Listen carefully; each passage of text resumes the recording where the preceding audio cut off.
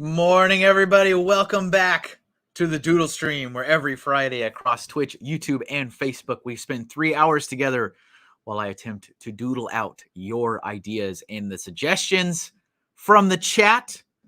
I pick the theme and you pitch the ideas most of the time, although we are 11 episodes into our Patreon suggested theme. So I'll talk about that in just a second.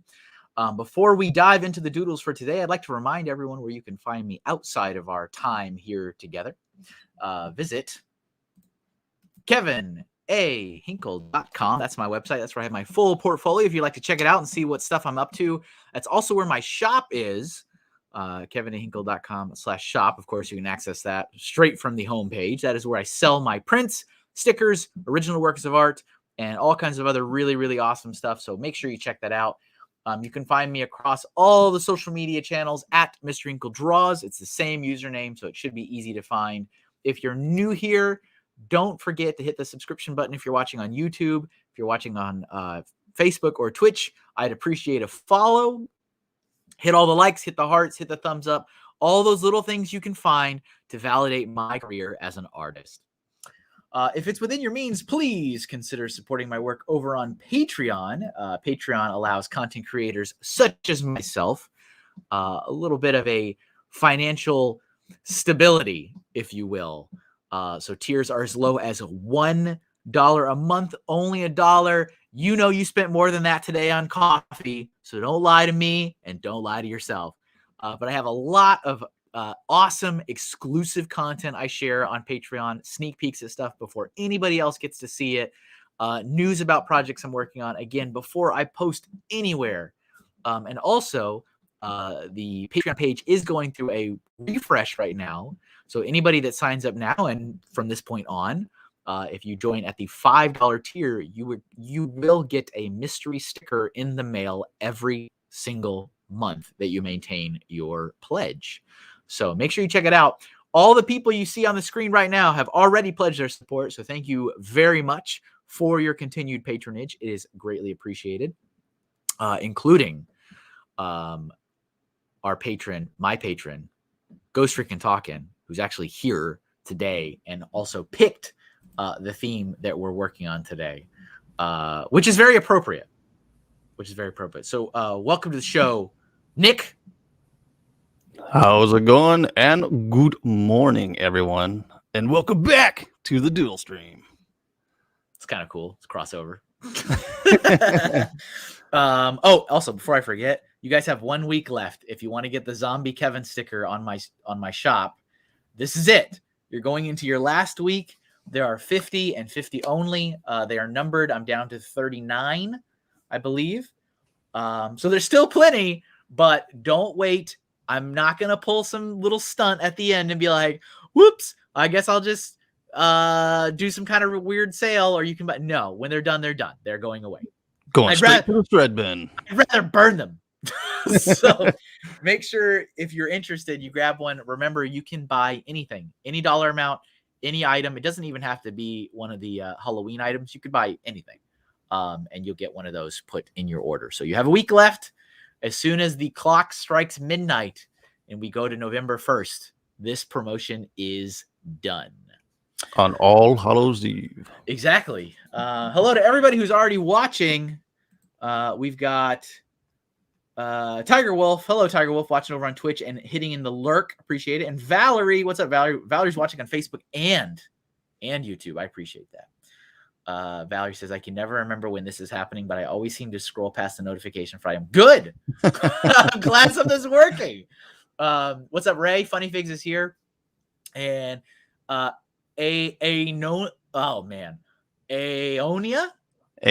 XO, that is Newsroom Nessie from our show. Where does that name come from? Is that a secret? Is that a secret like alter ego?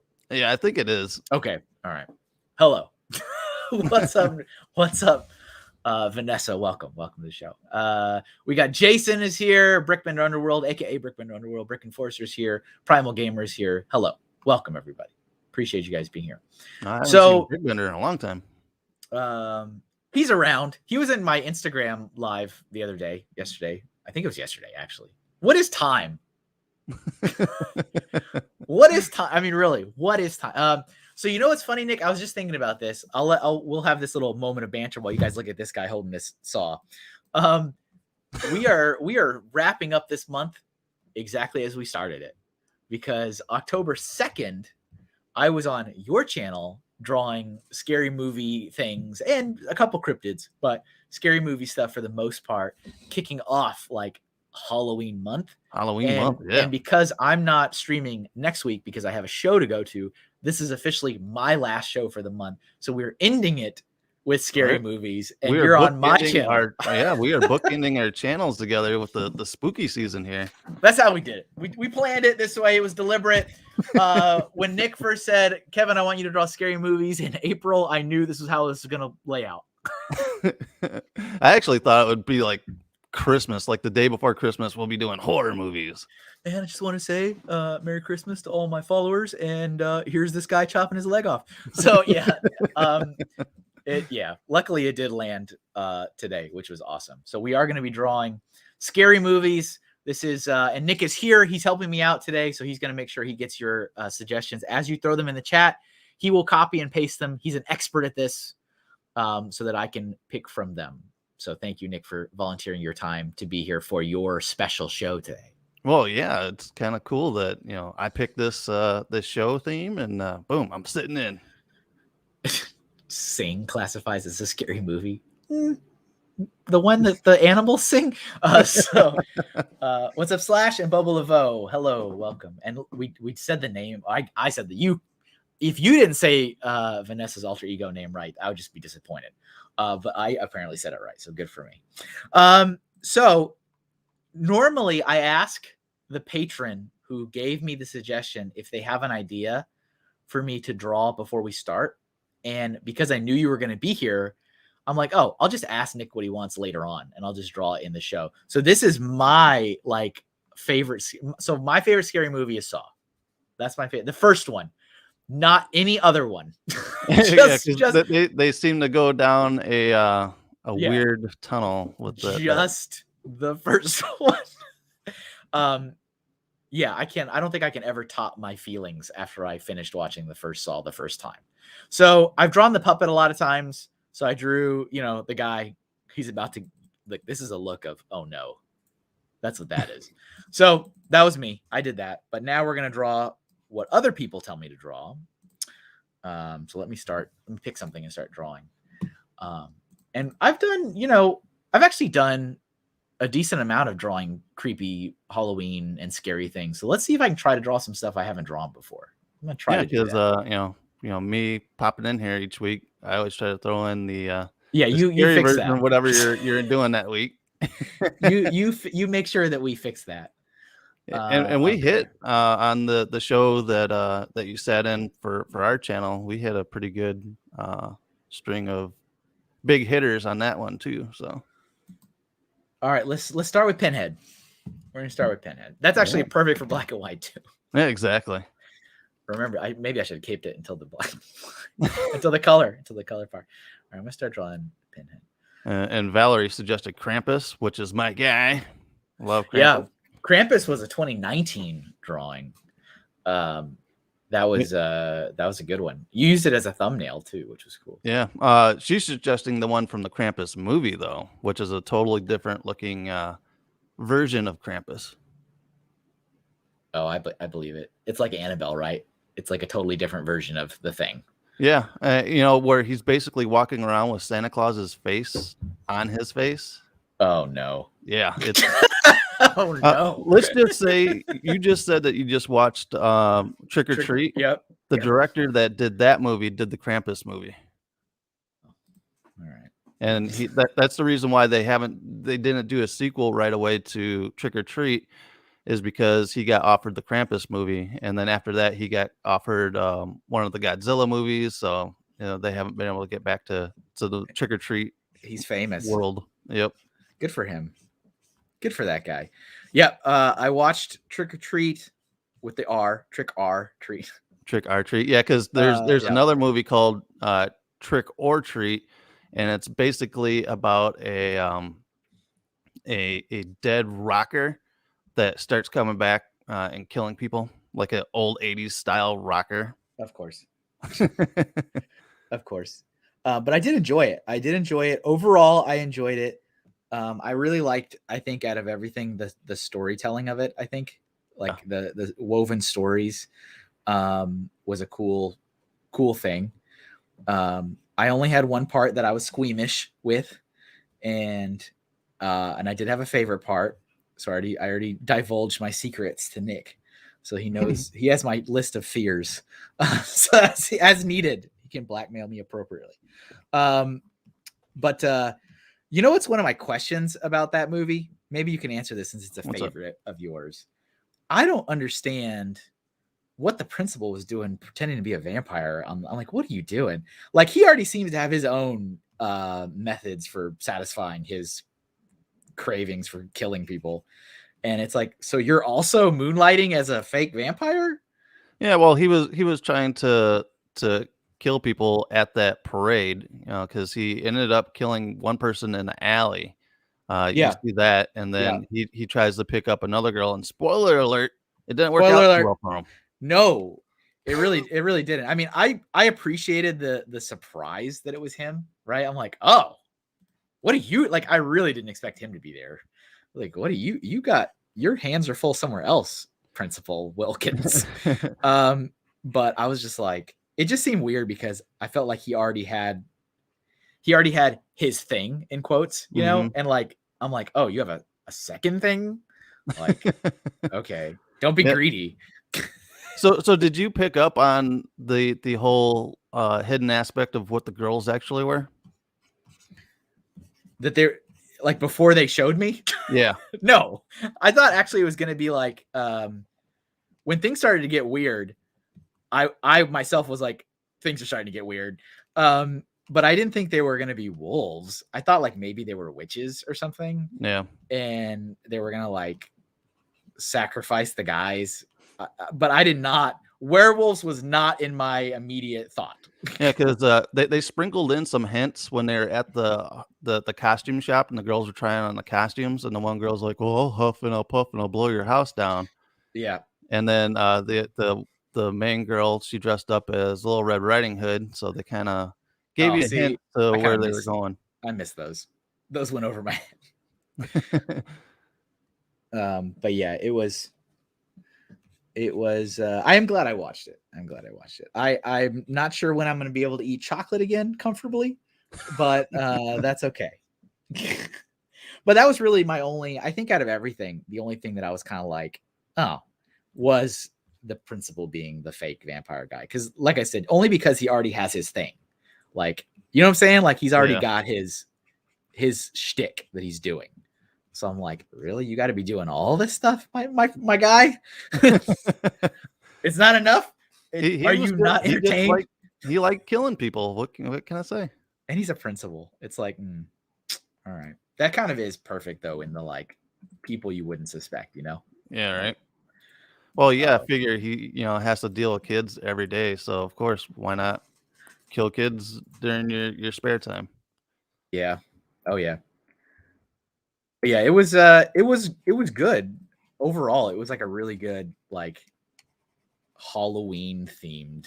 Yeah, see, that's what I tell everyone when I suggest it to them. Like, if you want to watch a Halloween movie, that there's a movie called Halloween, but I don't know, it just doesn't have as much of a feel of Halloween as the Trick or Treat movie does, because it gives you, and like the look of the movie is just beautiful. The lighting is awesome. Yeah. The characters are really cool, and the whole story, tying in 4 different stories together is incredible. Yeah. Oh, one of the other things I was kind of I couldn't tell if the girl who lost her glasses, right? The witch, the little girl that was like they were picking on her or whatever. At the end, she's like, well, I guess I'm just gonna let these kids die, which is kind of fair. It's like, all right, exactly. You can't, there are consequences, to your actions. Yeah. Well, they were, messing around with her, so she's like, well, time for the bullies to get what they need. Yeah, exactly. What is up, Bama Bricks, and watching over on YouTube, and hello to Double Down Done over on Twitch. Hello, good to see you. How are you? So I guess I kind of chalked it up to she can't see because her glasses are gone. But she's like, oh, we're just gonna look at this creepy kid who's like, I'm like, are we in? I was sitting there like, are they in cahoots or does she just not get it? And she's just like doing her own thing and she walks away. Like that was another moment I was thinking to myself, I'm like, are they working together or does she just not see him because she's blind? Yeah, right. Yeah, I would just think that, she's done with everything that was happening, so she those She's kids got what had, coming to them, so. Yeah. Oh, and the twist with the neighbor being the bus driver was good too. The thing about the movie is it made me think a lot, which is good. It's Exactly. like it makes you think a lot, and it's not just like, hey, let's just be as gruesome as we can and just Right. like gore fest, which I'm not really into. So I do recommend it if anybody was interested. I consider myself to be one of the biggest wieners in terms of scary movies and super squeamish all the time. I really only had the one part, and I think that was probably just me. Other than that, it wasn't too bad. Not even when the girls were peeling off their flesh. Well, and you know what's funny about that is not that that's funny, but like it was so fake looking. I don't know, like because it was like, oh, it's rubber. I was like looking at like that is totally rubber. And it wasn't like the whole claymation thing. You know what I'm saying? Yeah. Like I could just, it was super obvious that it was like rubber latex. So I was like, yeah, there it goes. Yeah, I still think it's one of the better werewolf transformations in a movie. Yeah, I mean it wasn't bad. It just I didn't think like, oops, that's happening in real life. If you want to see a really gruesome werewolf transformation, there's a movie called Wolf Cop. Of course, there's a movie called Wolf Cop, and I won't get graphic or anything on your show, but he's transforming into this werewolf while standing at a bathroom stall. Oh, and, well, and it gets pretty visual, and it's crazy. Do they really need to go there? Yeah, they did. Well, too. all right, they did. They did too. What's up, Jesse's Brick Galaxy? Welcome. And we are, just in case anyone was confused, I do stream across Facebook and YouTube and Twitch all at the same time. So if you're like, who on earth are you talking to? We are talking about the movie Trick or Treat was what we were talking about. Jesse's Brick Galaxy said, just finished Netflix, brand new cherry flavor. That was a weird horror story. Haven't watched that. I just finished Fear Street. The 3-part movie of Fear Street. Okay. Which was awesome. It was really gruesome, but it had the feel of like the old Goosebumps TV show. So I had to look it up, and the person that wrote the movie was R.L. Stine. Oh, interesting. I'm like, wow, and this is like gruesome deaths and everything in this movie, but it had that feel of, teenager kids being in like danger of horror movies and stuff like that. It's just really weird how it was like, oh, this is like old school Goosebumps, but with a very, I don't know what you want to call it, like gruesome death scenes. This chick gets put through a bread slicer. Her head gets pushed through a bread slicer. Okay. It's just incredible. So I highly suggest going and watching Fear Street. It's really awesome on Netflix. Sounds like that one's maybe not my cup of tea. I don't need no bread slicing. I don't need no bread slicing faces, heads. Check. All right, so let me get these copied over here. Yes, thanks guys for the suggestions. Yes, thank you. If you've got ideas, throw them in the chat. Nick is copying and pasting them for me so I can pick them as I wrap them up, which I think I'm just about done with this one. I do have to say I do like the Purge movies as well. Bama Bricks suggested a mask from the Purge movies. Yeah, I like that. You know what? I don't think I've ever actually seen any of the follow-up movies because there's been like a few. Yeah, I think there's the first one was 4. I think there's one last one going to be coming out, but it's been delayed because of the whole COVID thing. And there is a TV show of The Purge, which the first season is freaking amazing. You know what? I remember being like unsettled when whatever like there was one that came out that was like Purge election year, Mm-hmm. and it was like election year, and like people were trying to overthrow the government, and I'm like, oh no. I was like, oh no. I felt like that old man on his floor watching Sam put himself back together. I'm like, oh no. Oh no. Like it was one of those moments where I'm like, I don't think I want this right now. You know? Yeah. But I've only seen the first Purge movie, but I did enjoy it. All right, let me pick another one. Let's see. Let's do the Grand High Witch is a good one too, because she's like almost only wears black. I'm gonna try to be actually smart about which ones I pick for the black and white. You're not gonna hold those off for the. You know why? It's because you're here and you're gonna judge me. All right, let's see. Well, to be honest, when we're talking horror movies and stuff, they're never really colorful to begin with. That's true. That's true. And thank you, Valerie, for saying that you like the Saw pre-doodle. Appreciate it. I drew it because I've drawn the puppet so many times. Where did that go? There it is. All right. Yeah, Funny Figs backs me up. He goes, "Yeah, man, I'll never forget the slicer death. It's one of those where when it happened, it's like, whoa, that just happened." Yeah. But see, like your threshold for that just happened is so different than my that just happened. like for me, like I'm never gonna forget watching that tree grab the kid through Poltergeist, and I'm like, well, that just happened. Like that tree just grabbed that kid, and you're like, well, this bread slicer just cut this person's. It's right. Like, well, that's a very different threshold. Let's see, Grand High Witch. All right, let me. Yeah. I don't know. I guess it's my desensitized, watching all these horror movies, but there are times that 100% that horror movies will get me, like the movie Terrifier with that Art the Clown. There was just some things in that movie I was like, wow, this is that one got you. You're like, I didn't know that was actually was it a little much for you? Yeah, it was. I watched it. It's awesome, but some of the deaths in there, I was like, wow, that just happened. If Nick says wow, you're in for a ride. All right, let's see. I got it. Valerie says Rick and Morty has a fun episode inspired by the Purge. It's one of my favorite episodes.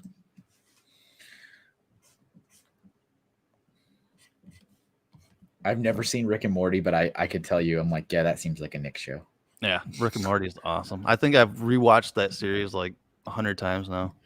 Yeah, seems like a Nick show. It's just one of those, like when I'm working, I just have the TV on, in the background, and I'll, watch it and listen to it. Are you still working from home? Yeah, I'm permanently working from home. Permanently? Permanently. Oh, you were permanently working from home once upon a time, weren't you? Yeah. Like I feel like that. I remember you sharing that story that like at some point that was like your setup. Like and then they changed the law here in Illinois where I couldn't work from home, but now the whole COVID thing has kind of did that put a wrench in the system? Yep, sure did.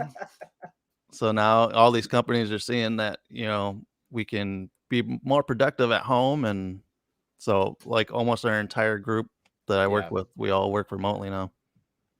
Gotcha. We got my sister watching. What's up? K Boring Art. Hello, welcome. Let's see.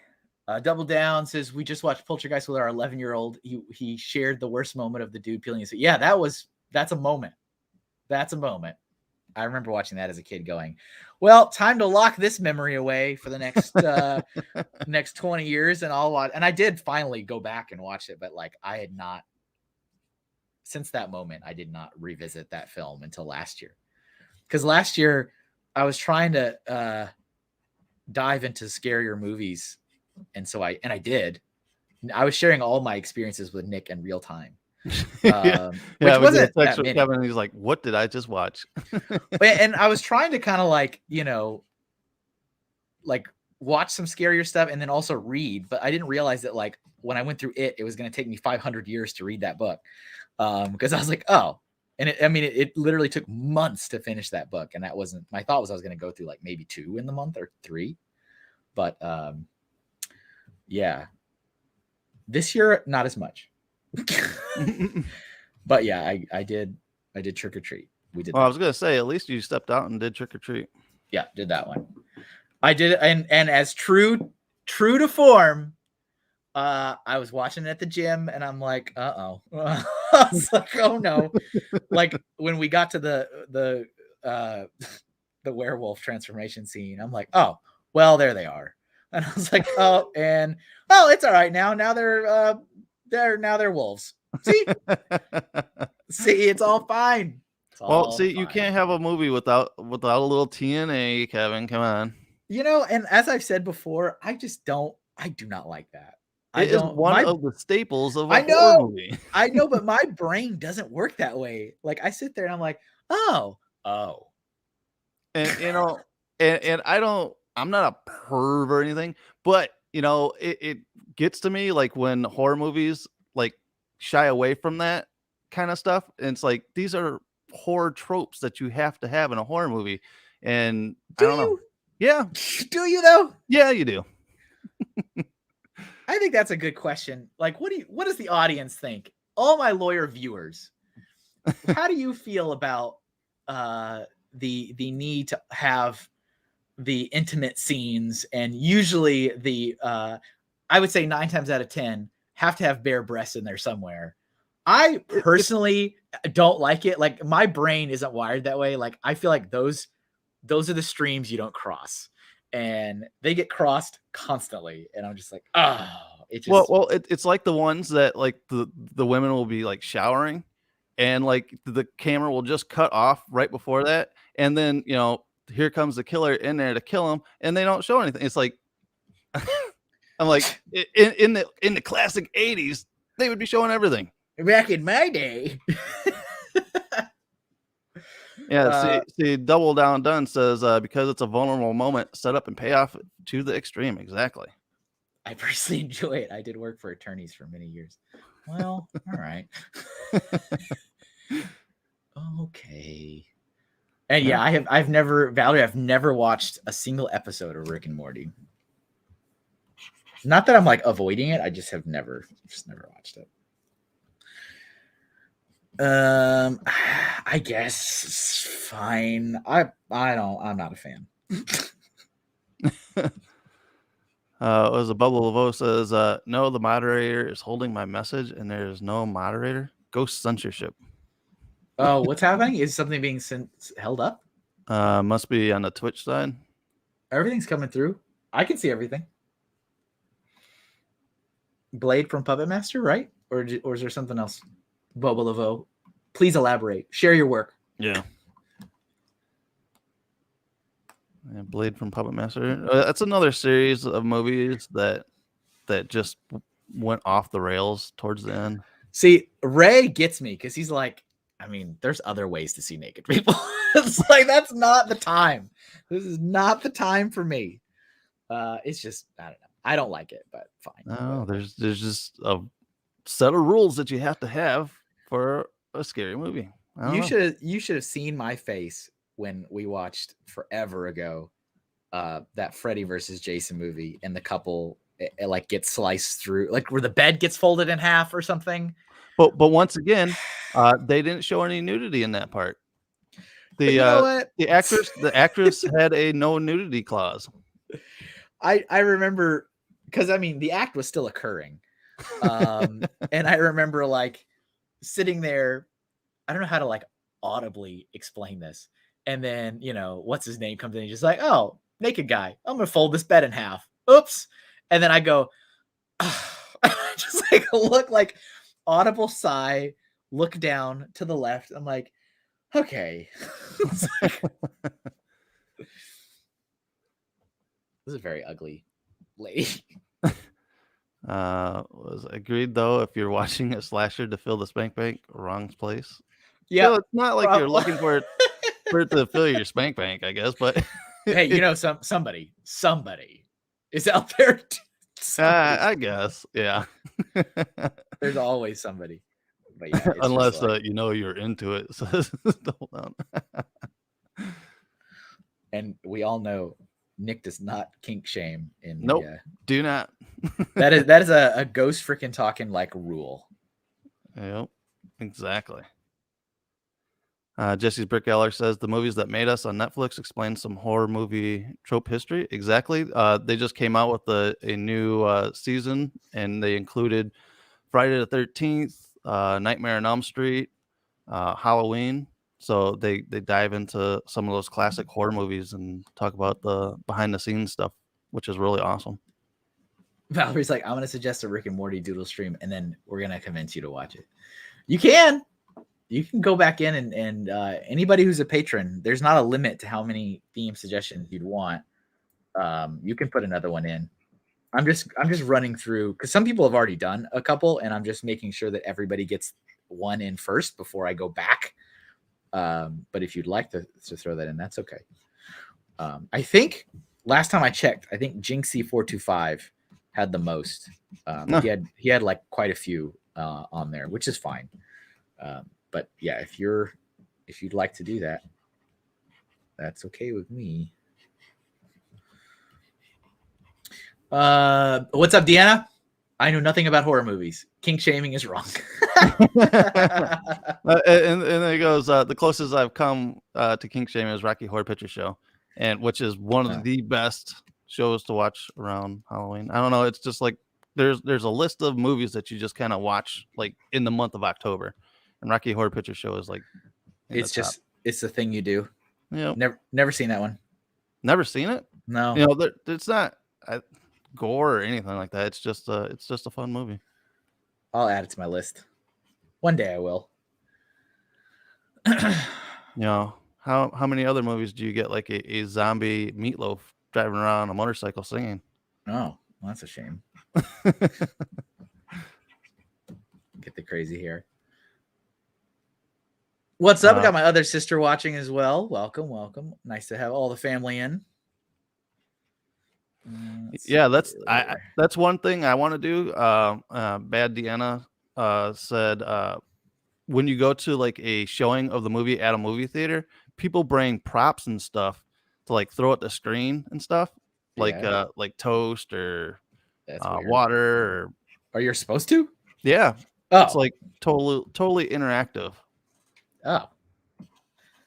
Like, why are people throwing toast?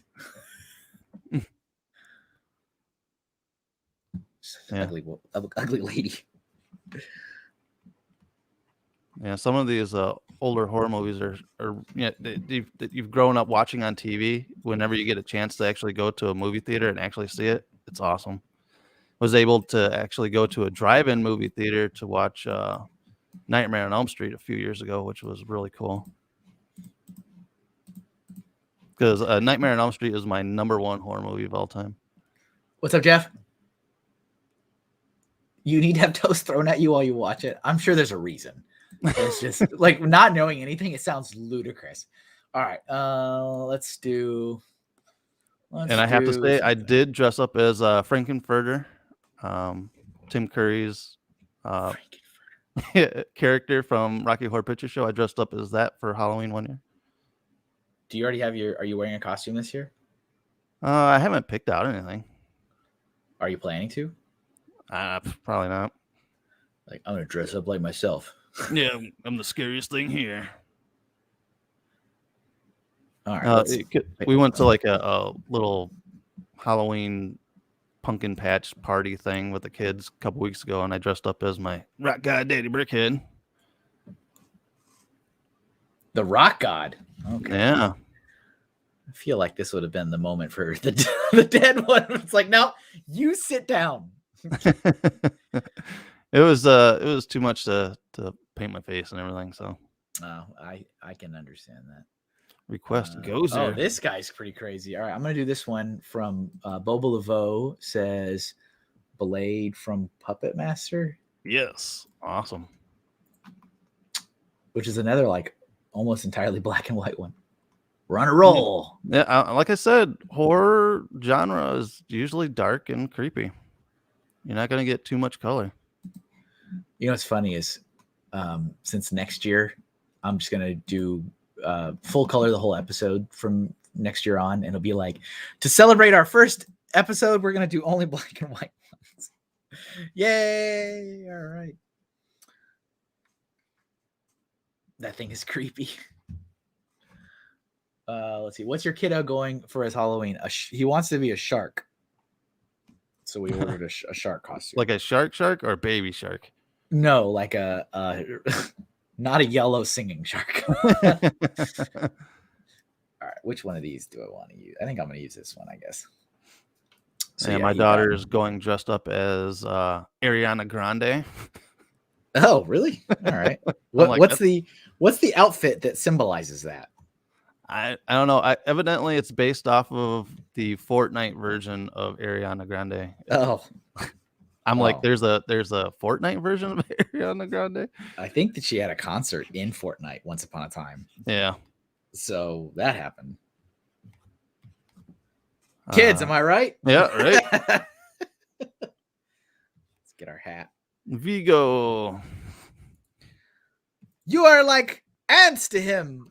Is that what he said? Did he say ants? I don't remember what. That's actually, he says something. He is like, because I think you did Gozer, right? No, I don't think so. I thought you did Gozer one. I don't believe so. One of your earlier ones. Vigo the Carpathian, go. Photos are available in the gift shop now. Go. Oh yeah, Newsroom Nessie says the ponytail makes you Ariana. Oh, is that it? Is that what it is? Yeah. Okay. I knew there was a thing. There's got to be a thing that you're like, oh, of course. This is Ariana Grande for Fortnite. Got it. In the Puppet Master movies, there's another puppet that is like a little China doll, and she pukes leeches on people, and is like one of the nastiest things you can see in a movie. Well, I'm glad that I have it in my mind now.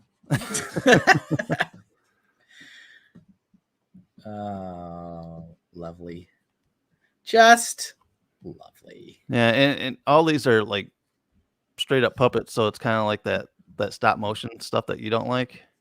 Yeah, when it's like really bad claymation kind of, it's the claymation is what it is. Like when I can see like, okay, the epitome of the example is that, what was the name of that movie that I saw last year with Bruce Campbell in it? It was the very first one of the whole Evil series. Dead? That is it. That is the if you want what disturbs Kevin in a horror movie, that movie. That is what it is. Sam Raimi is really good at that that kind of stuff. I was like, oh no. I was like, what is happening? I don't like it. I don't like any of this. I don't like any of this. Nope. All right, let's. Bubble Laveau says she is creatively called Leech Woman. You have no idea, Kevin. We just watched Puppet Master. The leech scene is so wrong. With your kid too, or just like, was it a date night like thing? Please tell me your child didn't watch it. Yeah, it's so it's just it's one of those makes you feel gross. See, I don't need those. I have enough like with stuff that most people consider tame. Because like, basically it's a puppet and they're squeezing these leeches out the mouth. It's just yeah. Well, I'm glad you keep making it more clear for me.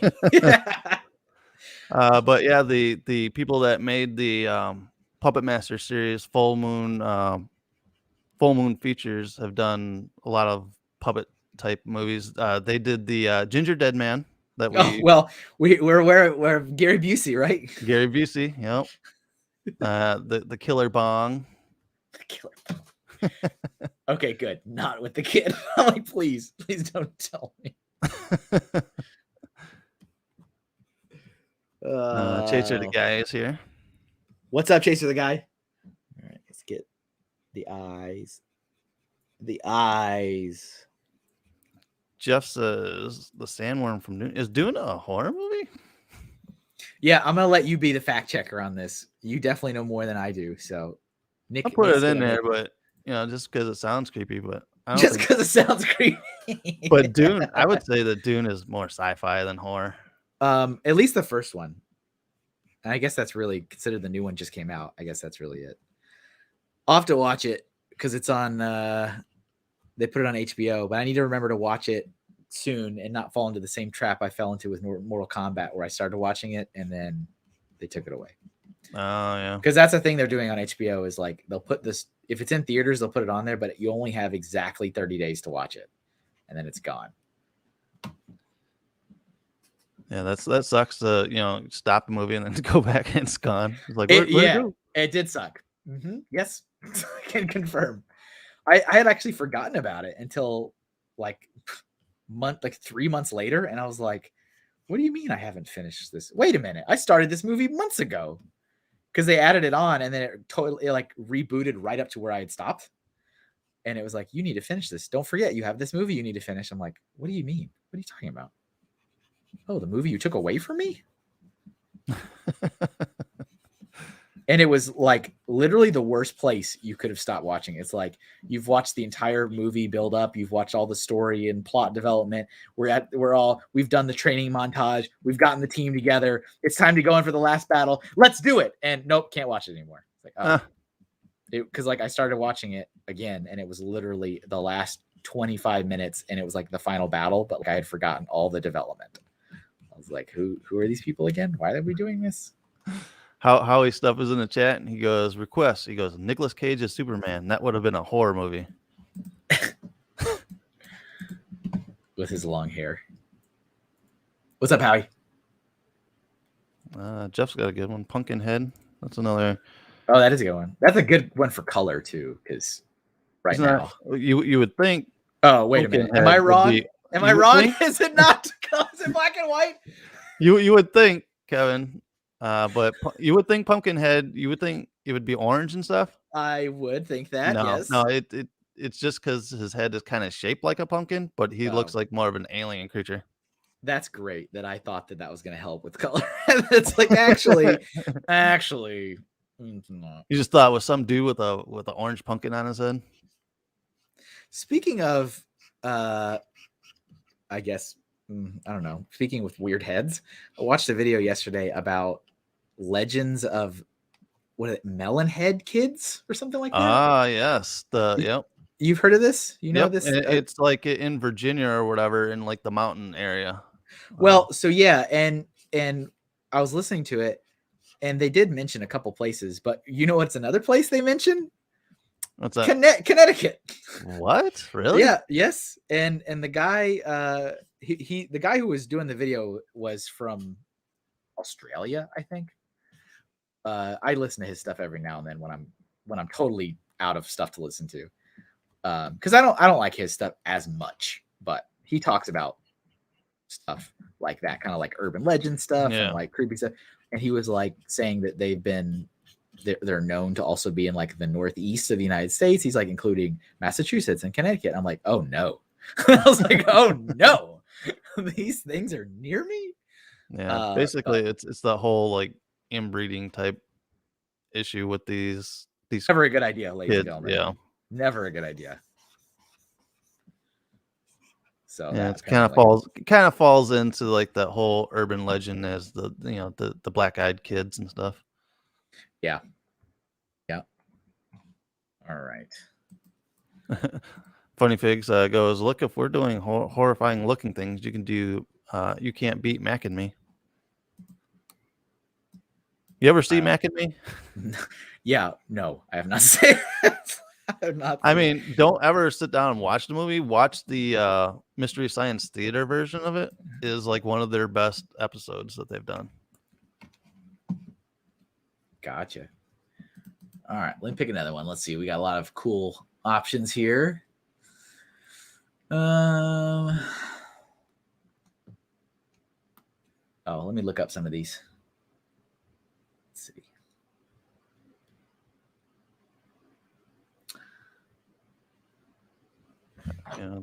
You got the girl from the Orphan movie. That would be black and white usually.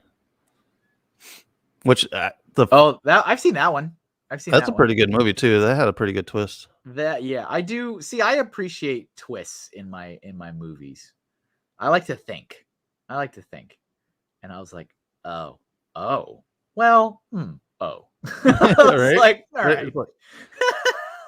And I didn't know that was based off of a true. Well, it was loosely based off of a true story. Yeah, it's one of those. It's like, well, it can work if you make it work. All right, we'll do this one from Bama Bricks with the Kiss Me Mask girl. I don't know if she's got a more proper name. Let's see. That was at 9:26. That was a little bit ago. Or 10:26. Gator Brick says Mac and Me is notorious. Just look up the cliff scene, and that will tell you everything you need to know. I feel like I've heard that name before, but I can't at all picture what it's about. It's about this little baby alien gets separated from his parents after they get sucked up, from outer space, brought to Earth, and he's separated from his family, and he ends up hooking up with this other family with kids, and they're trying to reunite him with his family, and it's kind of like a ET ripoff. Oh, okay, gotcha. Yeah, Gator Brick says it's an ET ripoff. But like I said, definitely if you're gonna watch it, watch the Mystery Science Theater version of it. It's funny. It's like one of the funniest Mystery Science Theater episodes ever. I know you're a big fan of that. Yeah, show. We actually we quote that episode all the time around here. I've never seen that show ever. Well, you're missing out. I'm missing out of a lot of things. That's fair. It's absolutely fair. Sometimes I'm like, it's kind of weird because I think about my life. Here's a profound moment. What's up, Brett? I think about my life and I go, it's not like I'm a reclusive hermit that lives under a rock. I have watched countless things. I have seen countless movies and animated series, and I've read books and I played games. But it's just like incredible that like no matter how much I've like listened to or know about, it's never like the right things. It's like, you know what I'm saying? Like it's like, oh, I'm out of this one again. And it's like, and I'm like, what? It just makes it seem like I just don't ever do anything. But I have these moments. I think I'm like, people must think I just don't watch anything. He's one of those people that doesn't watch TV. Yeah, I'm one of the ones that like, I only watch documentaries. All right. I like to cuddle up next to a nice book. Exactly. Cuddle up with a good book, man. I had a colleague once that was like that. That was like always kind of got slightly irritated when we would talk about like movies and stuff because he only watched documentaries.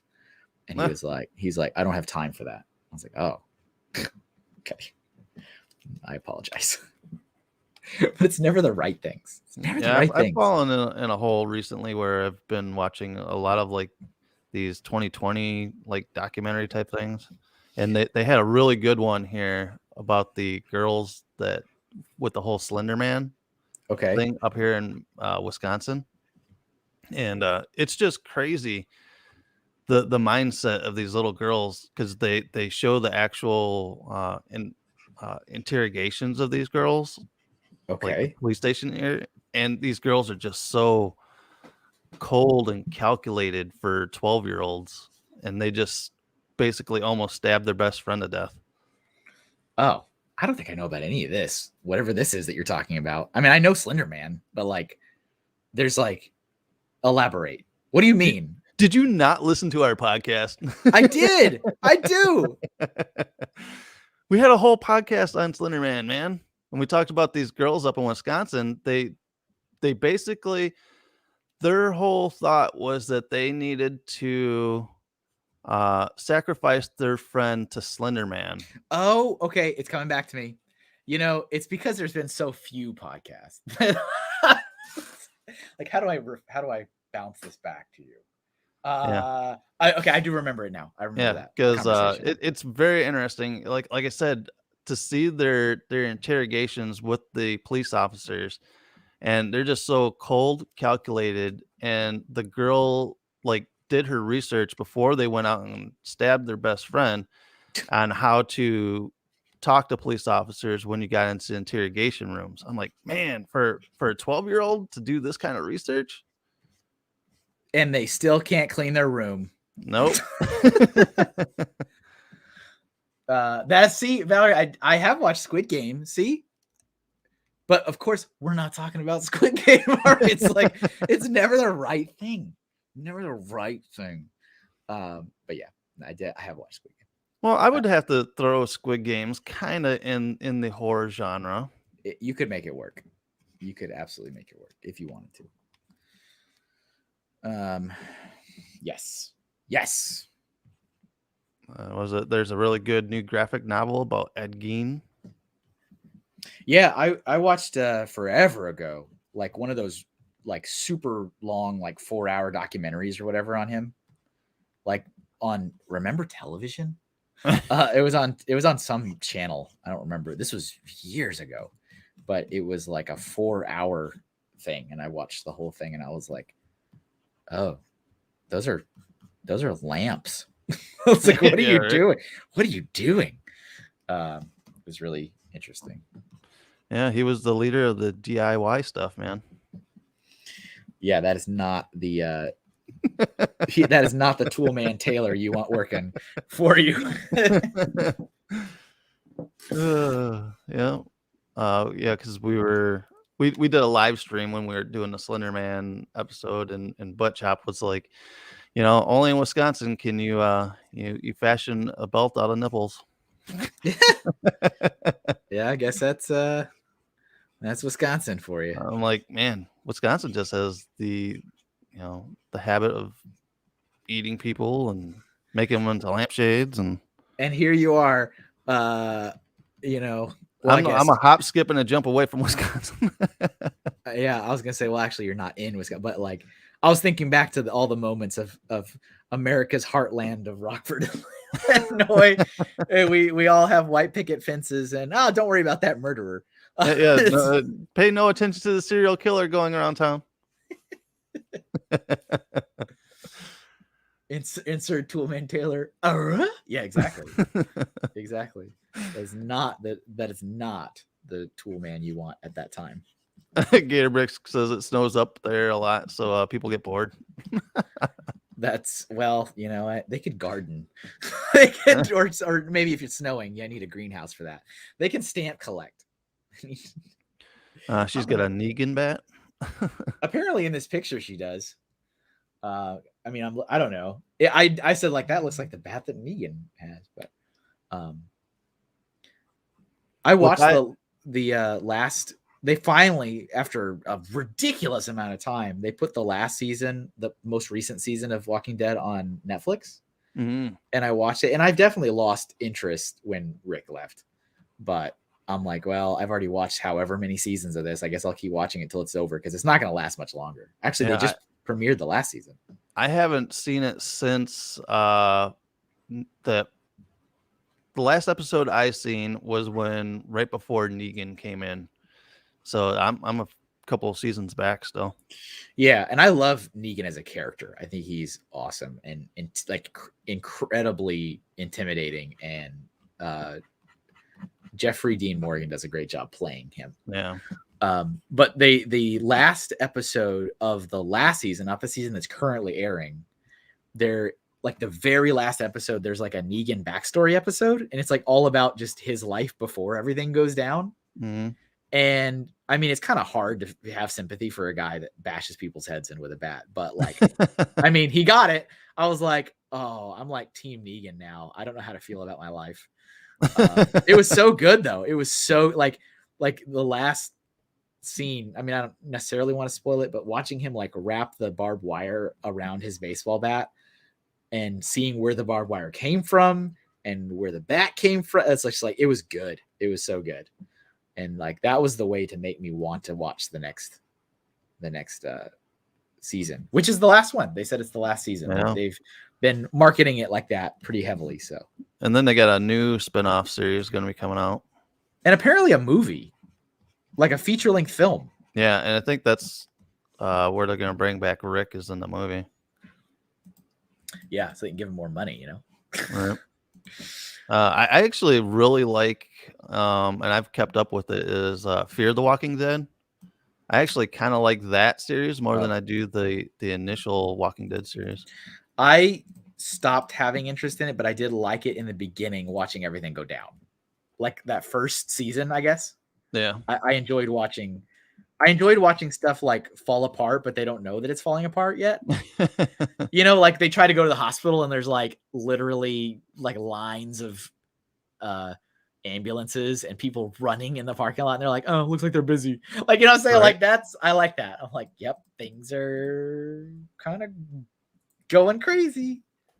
It's kind of like there's this movie called, I believe it's called Mom and Dad. It's got Nicolas Cage in it, where all of a sudden parents just start going nuts and wanting to kill their children, and it's crazy. It's kind of like that, where all of a sudden it just starts happening, and people are just trying to go with their normal lives, and all of a sudden you look over and there's a parent eating their kid and stuff. It's like, what is going on?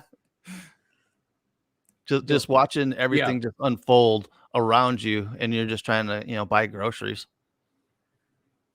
Did I already say hi to Brett? I kind of think I did. Maybe I didn't. Hello again, Brett, in case I said hello already. How are you? All right, let me pick another one here. What do we got? Let's see. I want to see what this. I'm going to look at what Pumpkinhead looks like, because I totally am picturing a orange Pumpkinhead, but yeah, funny Fig says that movie was hilarious. Yeah. It saws all. It's those one-liners from Nicolas Cage that is like, ugh. I search Pumpkinhead and I get pictures of like Dwight Schrute wearing a pumpkin in the office.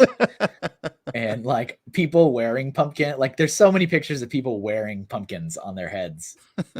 I guess maybe I should try Pumpkinhead film. Maybe. Yeah. Basically it's like kind of it's almost an alien looking, strangly looking character. Yeah, this doesn't look like, what part of this is a pumpkin? Yeah, that isn't okay, whatever. I mean, I guess so. Basically, it's been a while since I've seen the movie. I think how it goes down is that this little kid had a deformity, kind of like the melon head type syndrome. Okay, he got picked on and killed, and then he comes back as this like kind of creature monster. Gotcha.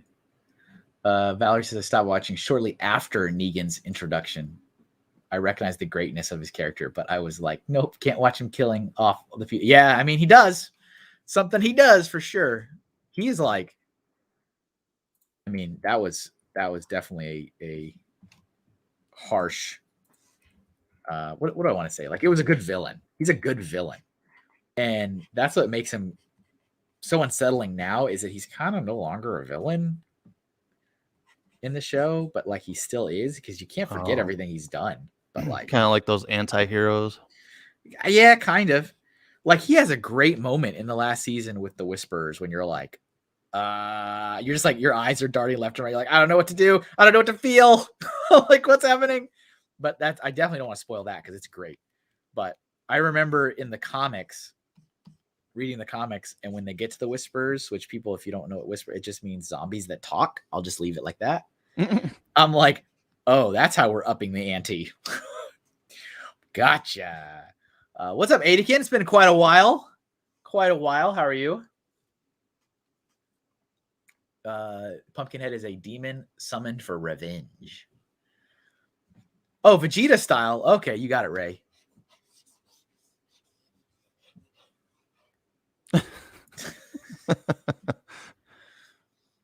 You fool. All right, there we go. I don't know what that comment was for, but okay.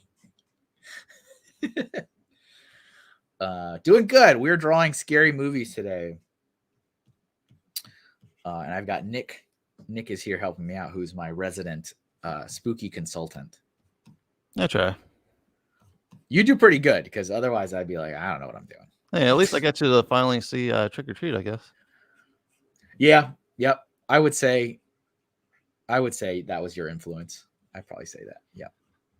It's funny because you did Sam during our crossover stream. Yep. And you're like I've seen this guy all around. I Yeah. just never knew about it. Yeah, it's everywhere. Like there's a couple of my neighbors down the street that have like inflatable versions of him, like sitting on their porch. I'm like, oh no. Oh no. Yeah, he's like an icon for, today's emo kids. And I feel like it's interesting.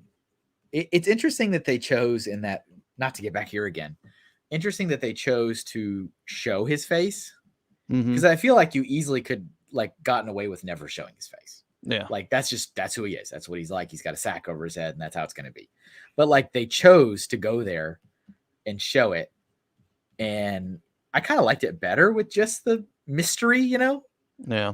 Not that it's bad, but I'm just like, oh. But I do love that he's like a pumpkin. I like that, exactly. like, he's got the pumpkin guts and the seeds. Right. That was kind of neat. Yeah, when he starts getting his parts blown off, and it's like seeds and pumpkin guts hanging out. Yeah, that's cool. Like that's a neat idea. And yeah, I told Nick this earlier. I don't think I said it on the stream, but my favorite part of that movie is they find out that he can basically just heal himself. It's like, whoops, you're not killing him. He's just gonna heal himself. And the guy that like shoots him in the face with a shotgun is laying on the ground watching him heal himself. And he goes, oh no. It's just like the sadness and realization in his voice as he watches this creature just heal himself back is just like, it's so relatable, but also like great and hilarious all at the same time. Because it's just like, I was saying, that's exactly what I would think, but like I wouldn't expect the character in the film to say it. Yeah. So it's like, oh no. Funny Fig says, would we call Donnie Darko horror? It's thrown in the horror genre. It's more, I think Donnie Darko is more on the sci-fi level, but it does get thrown into the horror level because of, I believe his name is Frank the Bunny. Oh. Yeah, Frank the Bunny is a really cool looking character. It'd be really good for a black and white. Oh, so here's another thing for longtime listeners of the show. I have finally decided, after 3 years, that I will offer up some of the doodles as stickers. So I'm going to take like what I think are like the best ones, like the strongest ones, and I'm going to test out printing them like probably early next year, like January. So not like I don't know, maybe 20 or so. I'll just go through and be like, what are the best ones? And then I'm going to test out doing some stickers with them. We'll see. Yeah, I seen those stickers you posted. Someone had done up. Yeah, Steve did those, and they were like, I actually didn't realize it was my artwork because he posted it. He shared it with me, and he like, you like send a photo and then you write something, but sometimes like you're waiting for the text to come through, so you're just looking at the photo. And so he sent me the photo, and I'm like, those are some pretty cool like Metroid stickers. I wonder where he got those. And I was like in the middle of texting him like, those are really neat. Where'd you get them? And he was like, look at your artwork. Like, and it came through before I hit send on my message. And I'm like, oh, that's mine. I was like, oh. So yeah, that's a Patreon perk, ladies and gentlemen. And you've made shirts with some of the stuff that I mean, like I said, patrons have my blessing. Take it, use it, do what you want with it. I mean, you that shirt came out really cool looking too. I got what was that? The Cthulhu character? Yeah. Yeah, it came out really good. And I've gotten a lot of compliments on the Krampus that you did. Yeah. Did you make a shirt with that? I didn't make a shirt with it, but I've used it on like thumbnails. Yeah. I was gonna say can you imagine if you turn that into like a knit sweater? That'd be awesome. You would be the guy that does that. It's like you're like having fun at the office Christmas party, with the the piano version of some Christmas tune playing like slowly in the background, and you walk in with a Krampus sweater. Hey guys, here comes Nick again. Yep. I'm wearing a Krampus sweater. So Sam Valerie was from the movie Trick or Treat. Is the kid with like the sack on his head. That's what we were talking. That's what He's we meant. he's the spirit of Halloween. Sam Hain. They get Yeah. they shortened Sam Hain to just Sam. That's a weird name, Sam Hain. It's a weird. And what's funny is that I think we talked about this on the crossover episode, but we were at one of these comic conventions for the Brickhead family, and we had a table, and there was this little kid that was walking around in a Sam costume. Oh, A no. little kid, he had these like dead stares. He would come Oh. over and freak the crap out of Trent all day long. I mean, that's And what they do.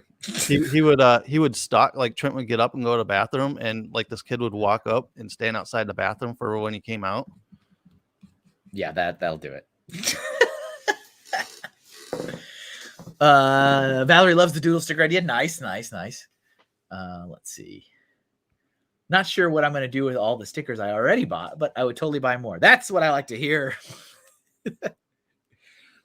That's the spirit. I still need to check out this Blood in the Sky that Doc is talking about. He brought this up at our stream too. Blood in the Sky. Is that a film? He says it's a horror movie, but I haven't seen it. Oh. He's the only other person that can potentially, if there was a Ghost Frickin' Talking like fan off, a competition of sorts. He's the only other person that could go toe to toe with me, I think. Like anytime I listen and I'm like, am I the first commenter? And like, if I'm not the first commenter, Doc is going to be the first commenter. And I'll look down there. I'm like, there's Doc comment. Yep. Also, Valerie, make sure that if you go to look for it, it's Trick or Treat, like the letter R, not Trick or Treat. You'll get an 80s slasher movie with the dead 80s rock star serial killer. Yeah, it was. I watched it a couple days ago, Valerie, and I'm like super squeamish, and I'm like a wimp, and I don't like a lot of things, but it was pretty good. I only had like one moment that I was like, all right. But other than that, it was pretty good. And what's up, Doc? I didn't realize Doc was here. We're just gonna talk about Doc.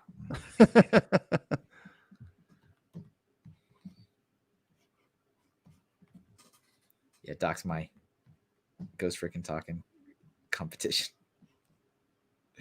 Oh my goodness. Were you here when I talked about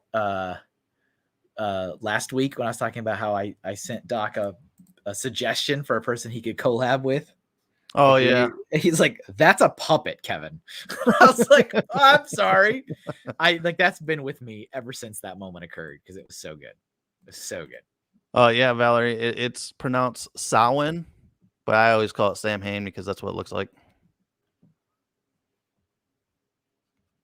Yeah, all my witch friends always correct me when I say Sam Hain. And we got to remember that Nick doesn't know how to read, so he says it constantly. He is very open. He's very open about this, so we have to respect.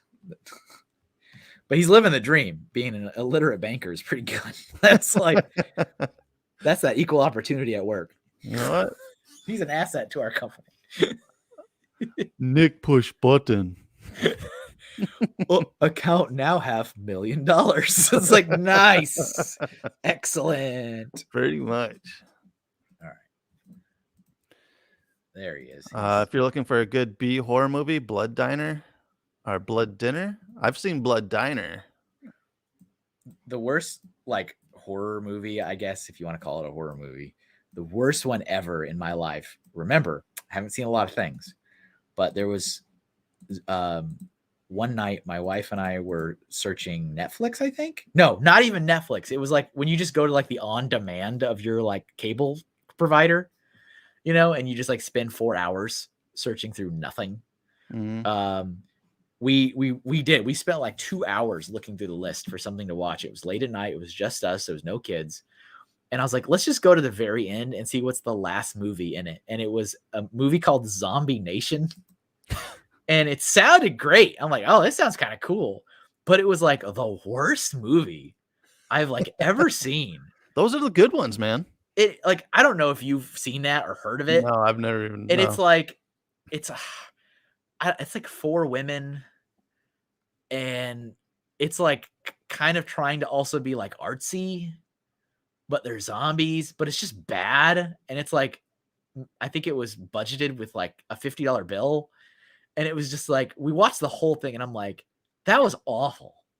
Let's go to sleep. I was like, it was just such a bad, I was like, that's such a terrible movie. I don't remember like anything about it except it just being awful. Everything about it was awful.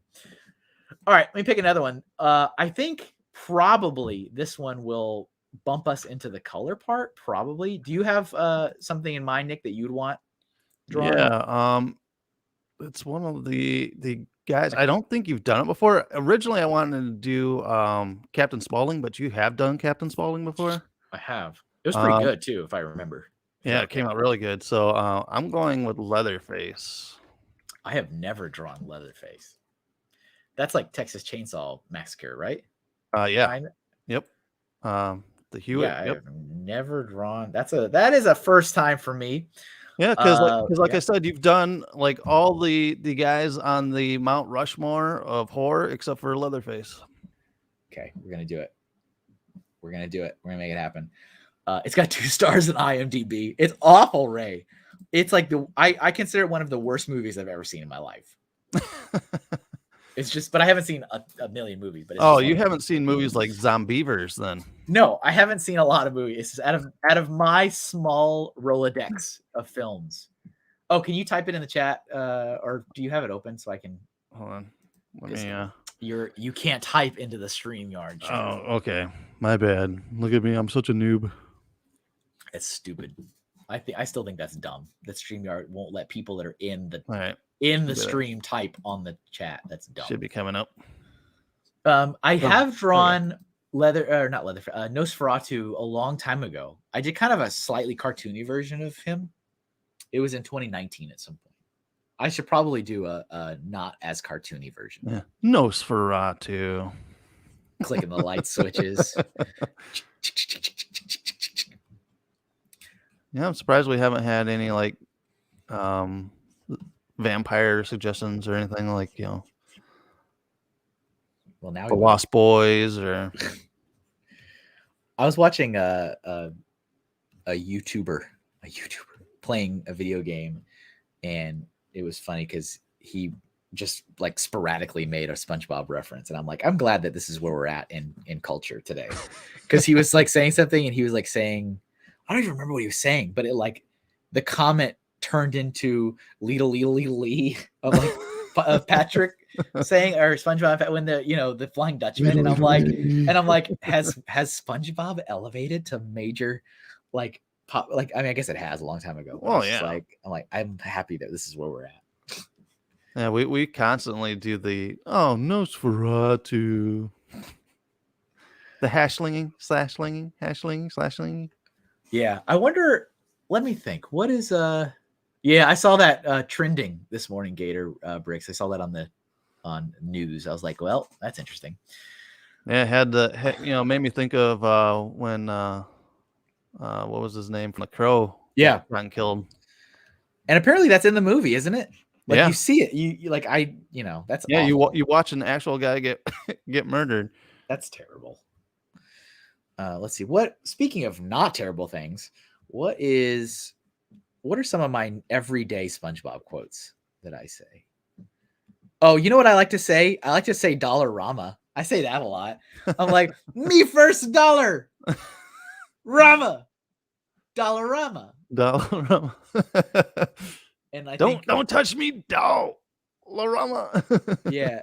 When someone happens to say dollar for some reason. We do. He was number one. Oh, you know what's another one too? Do you want it to hurt, Kevin? That's a pretty good one, actually. Pulls out the spike tip glove. Right. You sure?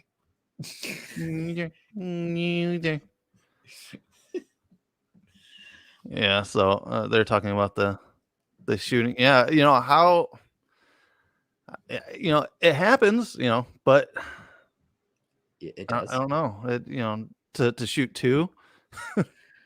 Oh, that felt real. Let me do it again to make sure. Yeah. Right. I haven't read or seen the thing, so I can't speak knowledgeably about it. But I saw that it was trending. Yeah, but like, wow. you know, when not Bruce Lee, whatever, Bruce Lee's son that got killed in the Crow movie. It was Yeah. just because I was watching a documentary on it, and it's just crazy the amount of steps that it took for this one bullet to end up in this gun. It was like, you know, when you hear, you know, people talk about fate and everything, Yeah. you know, it's just amazing how many steps it took for this one bullet to get into, you know, this prop gun. Have you bought that mirror yet? I will. They're gonna give it to me. I'm not buying it. Yeah, Brandon Lee. No, they said I could have the mirror if I want it. And Newsroom Nessie is like, every part of that is a mistake, but I mean, from an like, from an entertainment perspective, I'm ready. Yeah, right. I'm all about it. From the safety of my own home, listening to you deal with a nightmare, I'm ready. Oh yeah, it's yeah. I definitely want to go get it, but I don't know. It's such a funny moment in the episode that you talk about it, and you're like, it just makes me. I get really angry. I think I want it. It's like, why do you want this in your house? There's something in this mirror that's creepy and makes me think dark thoughts, but I want it in my house. I want it in my house. You know what? I'm gonna put it in my bedroom. It's like, okay, all right, okay, there. No, because I've always had a thing where I wanted, you know, I want haunted things like a doll or, you know, a haunted mirror. Oh, he has a tie. I didn't think I knew he had a tie. He's classy, Kevin. Come on. Yeah, I mean, pinky's up. Pinky's up. That is a detail that if you were to test me, I would. Not that I have seen one of these movies. I've seen the one that like Jessica Biel's in it. Yep. That was when they rebooted it. That's the only one. That was the one I saw. And I was like, I don't remember if I even liked it or not. I was just like, all right, well, I saw it, so we're done. Yeah, I've never been a huge like Leatherface fan. You know, I watched the movies, but I definitely knew that, you know, you've done Jason, you've done Freddy, you've done Michael Myers, you've done Chucky.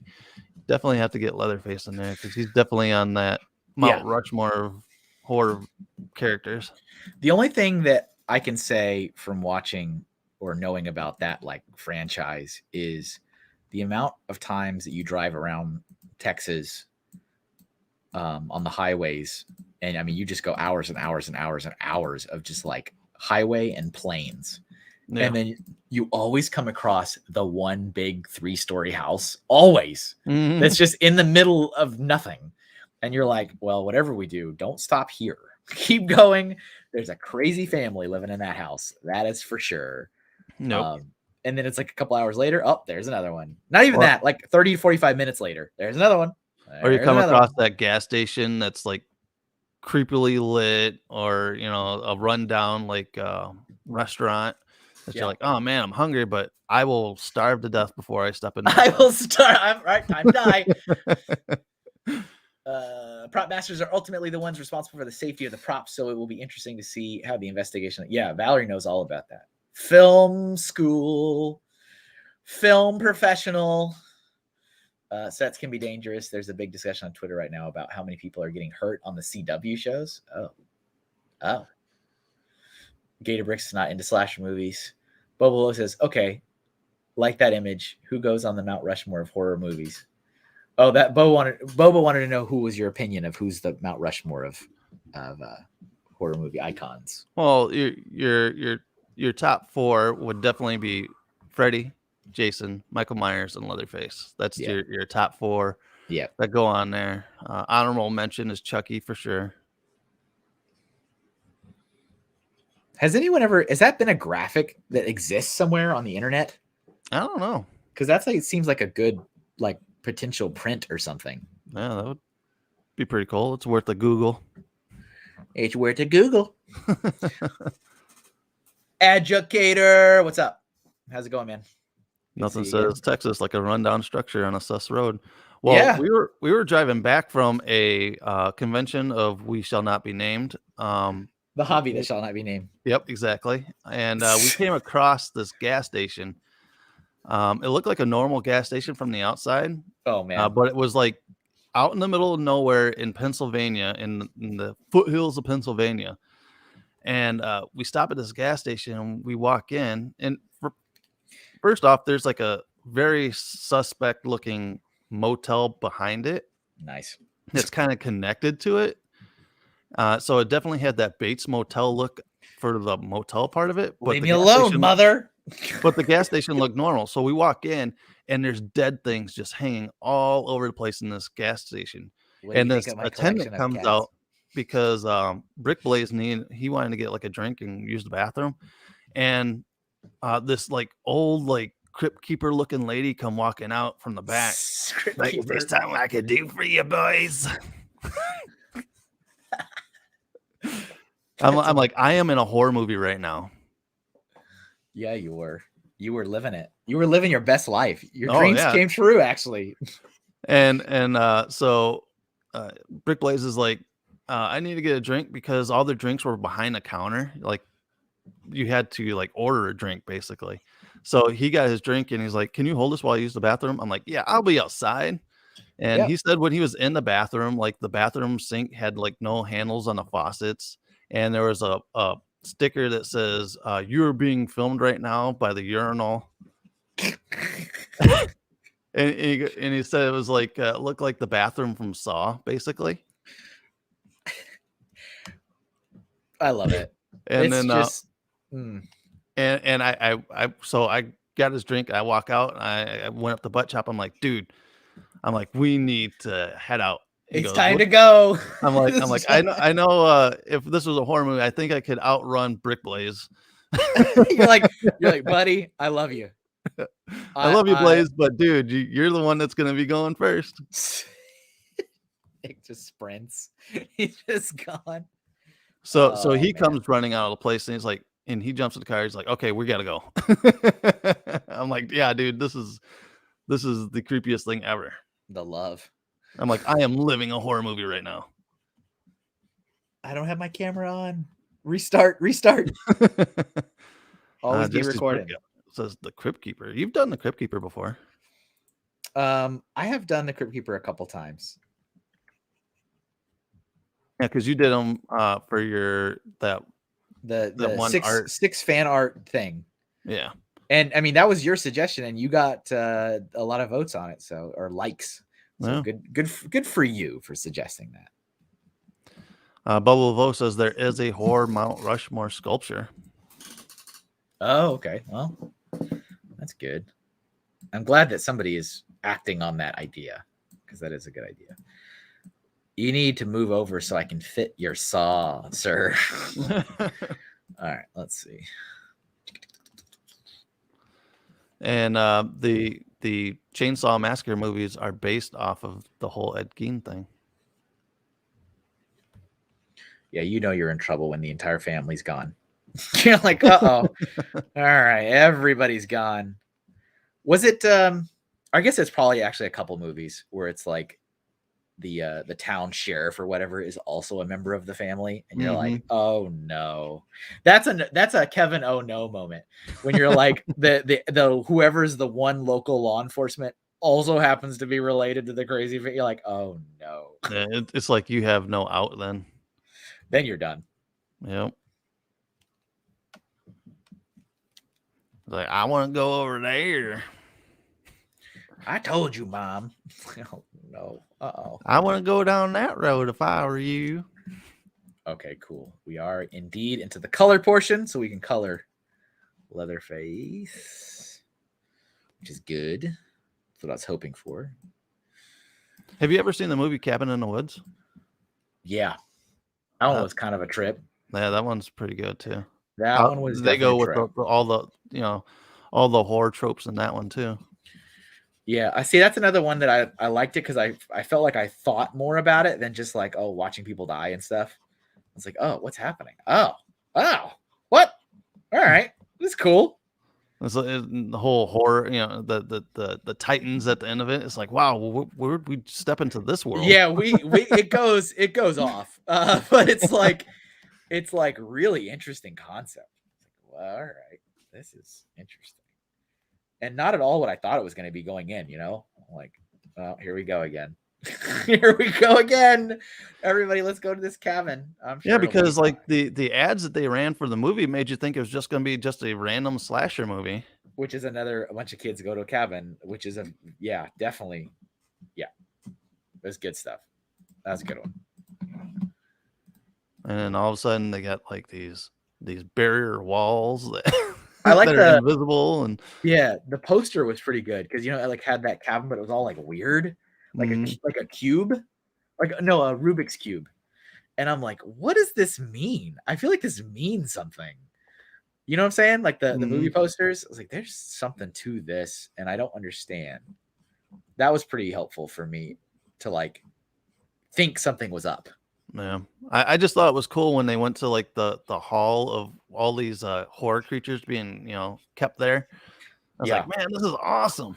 Oh man, when they all got out. Oh no, that's another oh no moment. They're all loose. Oh no. All right. Yeah, it would have been cool if it was like with a movie studio that had the rights to like, Jason and Freddy and that, and had them like kind of, Oh, like that would have been neat. That would have been cool. Like a as Who Framed Roger Rabbit version of this. Right. It'd be neat. Oh, the merman from Cabin in the Woods. Oh, we don't talk about Fish Boy. We don't talk about Fish Boy. Maybe I should have suggested Fish Boy. Oh man, I mean, I don't even want to think of it. I don't even want to think of it. It's just that's the worst. Oh my god, Dwight as Fish Boy. that's so. Yes, I've also mentioned several times that for some god awful reason, I have seen House of a Thousand Corpses. I don't know why. I do not recommend seeing that movie. It's not. I highly recommend that movie. You can highly recommend it. I don't recommend it. Like I said, as someone who is usually pretty squeamish, a wimp, doesn't really like a lot of that stuff. That movie, over the top. That's one of those ones where I watch it and I'm like, I think I'm physically ill.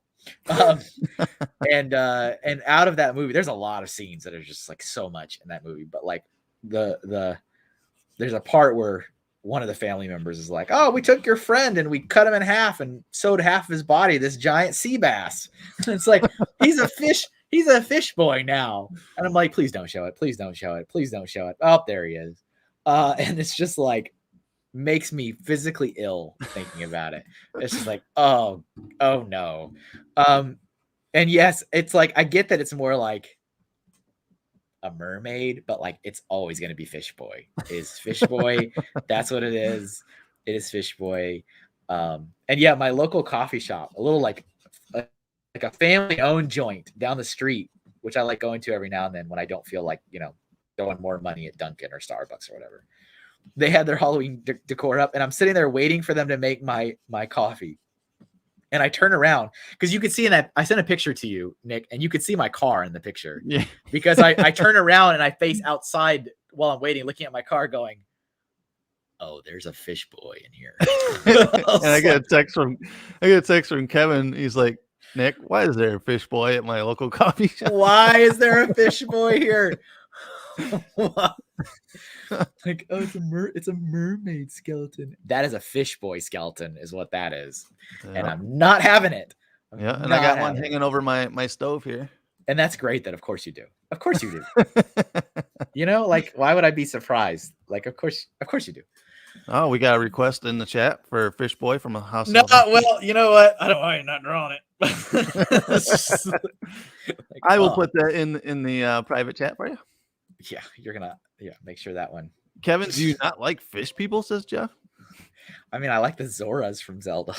The Zora people. That was just I don't know what it was about it.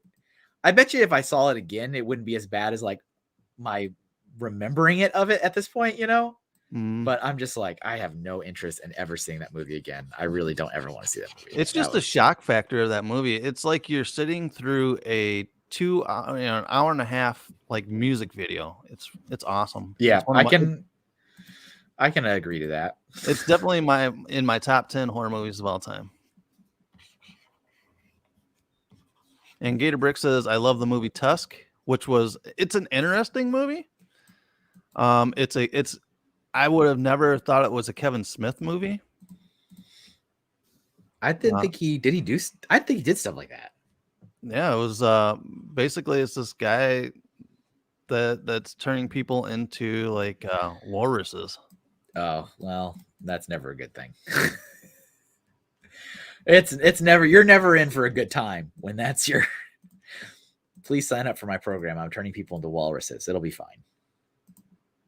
Yeah, there's just some weird ones that Kevin Smith has done. I think there's one called Red State, which was a really weird well, it's kind of in that horror genre with like radical religious people, and Yeah, having people going too locked up, far. having people locked up in cages and murdering them, and it's just really weird movie for Kevin Smith, I guess. Yeah, I would not think he would do stuff like that. Thanks, Nick. Yeah, you guys can have a good time over there. Jeff McElwee said Red State was interesting. Red State is all right, but there is like a part of the movie where this guy is at his pulpit preaching for like, it felt like 45 minutes, like straight. And I was like, man, I'm at church right now. Well, if that was ever going to happen, I guess that was the time that happened. There we go. Oh. Are you planning? So you have about a week. I think it's like 9 days. You have like 9 days left of October. Yep. Are we going to get some more Ghost Frickin' Talking, or are we done for the month? No, we've got more stuff coming. Like I said, we're going to be doing an episode on. We got our weekly episode that we're going to do. This week we're talking about Has there been one a week? Has that been okay? Yeah. All right.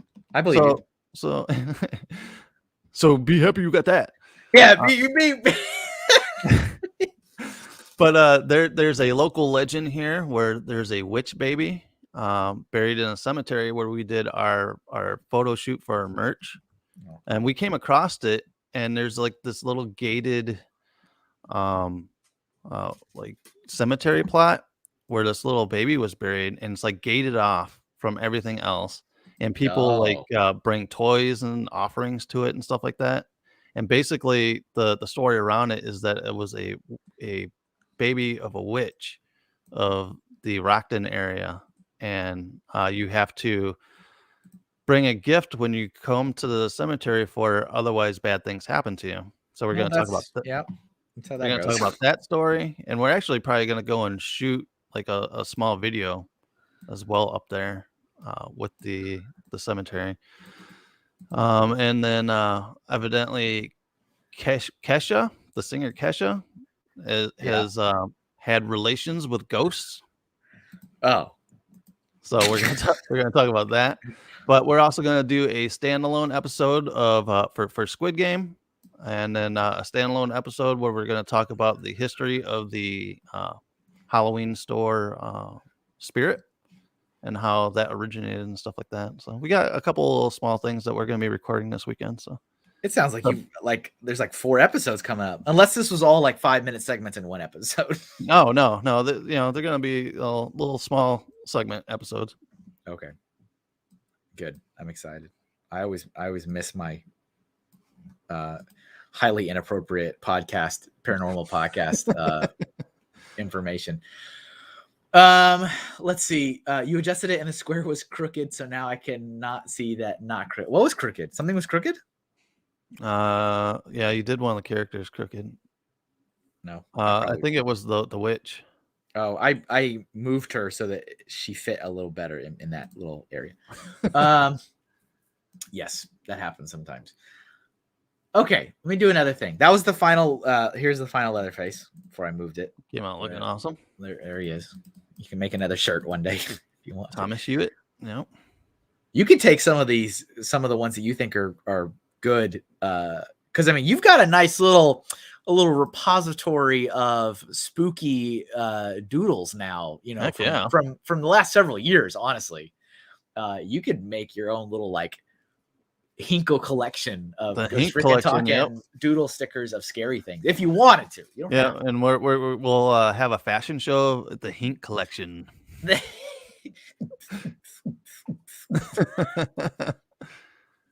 Oh my goodness, you set up a runway and you put like Mr. Bones in a chair and it's just like with that like the mouth wide open agape, but like nothing it's just like always amused. All right. Okay. All right. Let's see. Let me pick another one here. I am kind of a fan of the Happy Death Day mask. That was one of the early suggestions.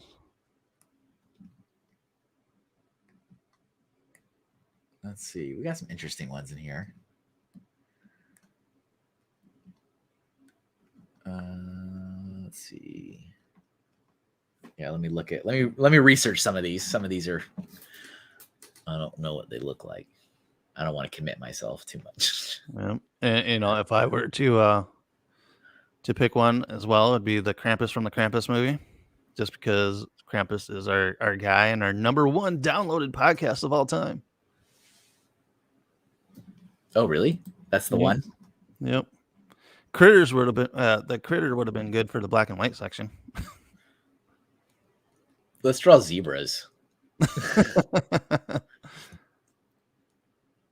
Oh. Wow. Okay. These are like little tiny guys. These critter guys. Because somebody like little hairballs. Yeah, somebody also suggested that earlier too. So since it's come up twice, I'll do that one. Because who said it earlier? I was just looking through this. Brick Bender did. He said it earlier. He did it earlier. But that was much earlier on. So I'll throw Gatorbrick's comment on the screen. He's researching Chucky. He needs source material. Well, I just drew Chucky for the stickers, so I'm kind of Chuckied out. It's funny because I posted that, and of course the first comment was like, "Give us to." It was so funny I think it was on Instagram. Somebody replied to the Chucky picture saying in all caps, "Draw Tiffany," and so I replied in all caps saying, "Next year." I did not get a response from that, so but. I was pretty happy with that Chucky. So I think sometimes I like to leave things on a high note before I ruin them. Like, all right, that looks good. Let me settle on that for a little bit. The mic drop. Exactly. Doesn't mean I'll never draw it again because I draw all kinds of stuff over and over again. But when I get to like a good place, I like to leave it for a little bit. I like to let it cruise. These are funny looking little guys.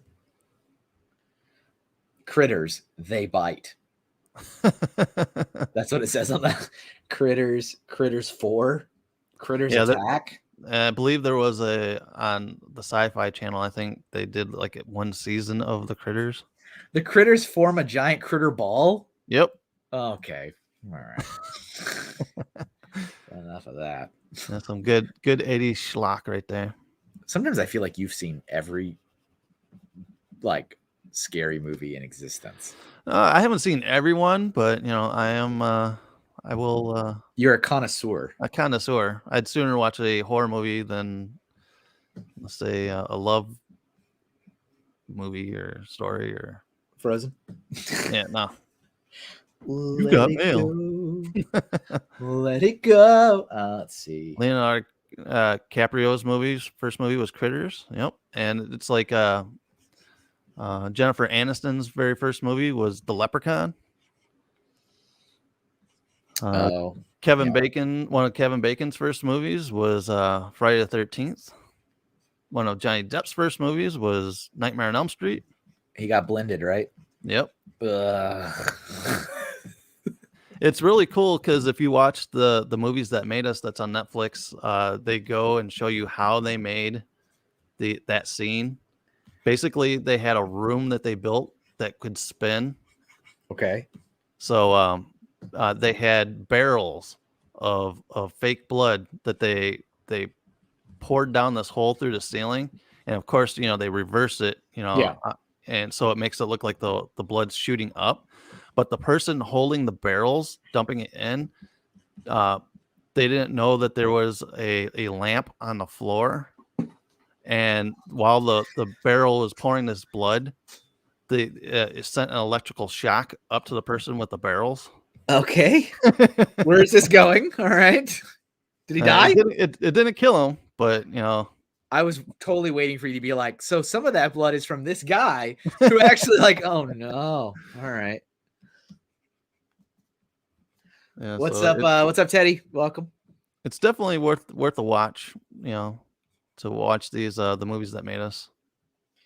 Shed a little light on the process. Yeah. They've done like Ghostbusters, and they did a RoboCop one, Aliens, Coming to America. It's just really interesting. I like Valerie's approach. Like, if people keep suggesting ones you did for the stickers, just copy and paste them from the stick. I'm like, that's a great idea. And another one done, and another one, and another one. I'm really I'm very curious to see how these do the next couple weeks when I do these like more Halloween themed shows. Like, I'm very curious to see how my spooky stuff sells, because they actually sell okay at like other shows that are like I think would not do necessarily well, like at pop culture events and like anime stuff. Like, people buy, Pennywise and the Scream mask and stuff. But like this is their camp, it's like this is what they're for. So I'm very curious. Yeah, like I said, when we usually sit at these non bad L word conventions, which are basically like pop culture conventions. Yeah. It just shocks me how well artists do with horror movie stuff. Yeah. I mean, I've thought for a while now, and I've said it, that I feel like there's a really good market there. It's like there's definitely no end of reference material, that's for sure. And so you got lots of options for things that you could make. Yeah, because there's at this pop convention that we went to a couple years ago, Planet FunkCon. This comment from Valerie: I saw a Leprechaun recently. That movie was garbage. Suggestion: draw a Leprechaun. Yeah, definitely. He would be on the B list of horror movie icons for the Mount Rushmore. So you have the Mount Rushmore, and then in the gift shop, you have the small one, and it's like, oh, we have some replicas that have other ones, other characters. Exactly. Their hair is like kind of slicked back a little bit. They're all hair, man. Yeah, it's like they are. I'm like looking at like the top of their heads, and it's like almost slicked back on the top. Like, it's kind of interesting. Yeah, because they are basically like porcupine spikes. Oh, when they get mad, it like they'll shoot it at you. Yep. Well, that's not what you want. Stay away from that. All right, fill in some black here. Make my job a little easier.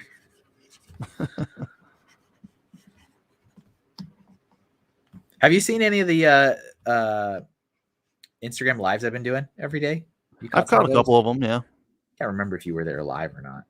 Yeah, I don't think I've seen your name. I don't think. Yeah, I popped in a couple times. I don't get notifications all the time, so. Yeah, that's all right. Which one? Did you request anything in that one or no? I don't think you did. No, I missed out on that. I must not have seen the post on. Yeah, that's all right. It's okay. I did the Baroness from G.I. Joe yesterday. That was the one yesterday. You moved away from robots. Yeah, finally. There's not a lot left. I mean, obviously, there's only 9 days left of the month. And it's funny because Matt requested a horse, of course. A horse, of course. Of course. And it's a Deadpool horse. So it's horse pool. And he's there almost every day. Almost every day he's there. And he's like, horse pool. And it keeps not happening. It's like, it's going to be the last one. It's going to be the end of the month. It's going to be the horse. It's going to be. These guys are too small to not draw the whole body. Got to just do the whole thing. He's got like rhino feet, or like elephant feet, kind of, but like with bigger talons. Weird looking little dudes.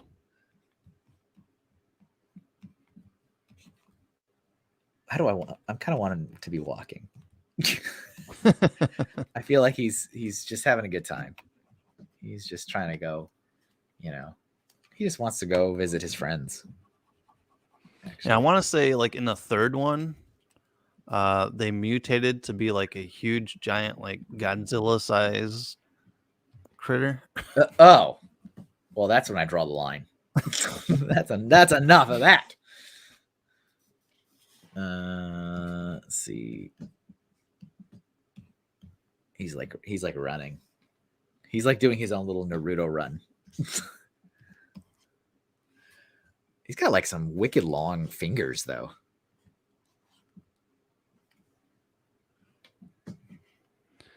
Sure, we see you pull the slips from the bag, but there's no proof you didn't pull the horse suggestion out. No, I have. Yes, there is proof.